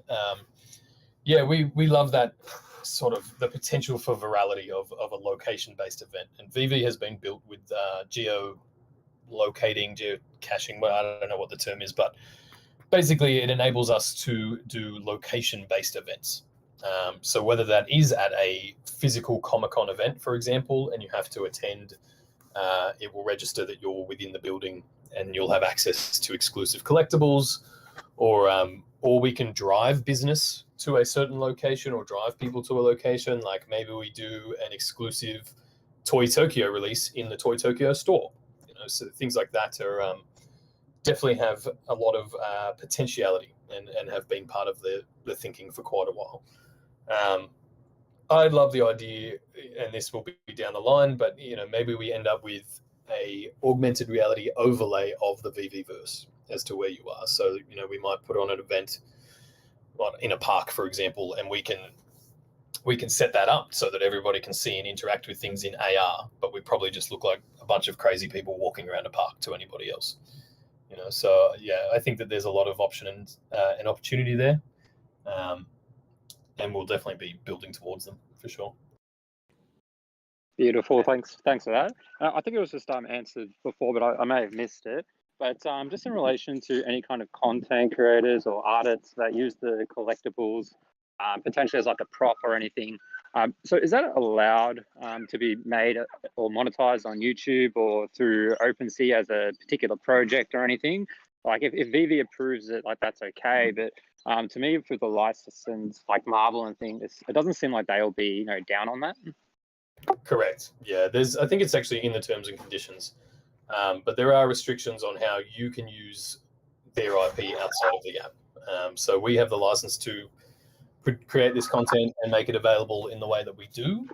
I'm pretty sure there's restrictions on you being able to then take those images and profit on them elsewhere, because it's like a copyright infringement. Okay. And just this is the best community I've ever been a part of, and I think everyone agrees as well. I was just wondering what kind of plans do you have beyond the competition to have more people involved, maybe in the short term? And I'm totally down for a FA Santa Claus. Perfect. I'll see if we can contact the North Pole for the license. At the moment, and I hate to say things are running themselves because that's not the case, but like everybody has found the most beautiful motivation to be a part of this community and to see everybody supporting and uplifting each other, welcoming new people, encouraging new content creators. I mean, it's truly everything you hope for when you try to build something like this. So look, in the immediate short term, we're going to keep supporting these things. Obviously, I love to get involved in people's streams, keep running these promotions and quizzes and giveaways and things like that. The ambassador program is another way to work closely with some of those content creators, and that will flesh out as we move forward too. But I think right now most people are pretty happy being plugged in and having access to us and access to the resources that we put out. Do you think that's a fair assumption? Yeah, I agree. I think it's been absolutely magnificent. So thanks for answering my questions. I'm going back to the toilet now. No worries, mate. Good luck to you. Just on that note, guys, there is a big YouTube quiz taking place. I think it'll be towards the end of the month. A lot of the YouTube fam will be doing it. It's I guess a bit of a VeVe Ecomi trivia. But as an audience member, you can participate in that as well, and we'll be giving out some collectible prizes and things. So keep an eye on our socials for a bit more info on that. I'm sure everybody will push it out on the YouTube channels too. But just another really fun way to get involved with that. We might. Oh, just on that. Yeah.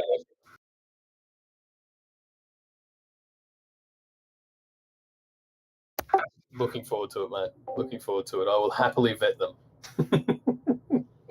But yeah, Kay, you'll put out more info about that, I assume, when we have a date set.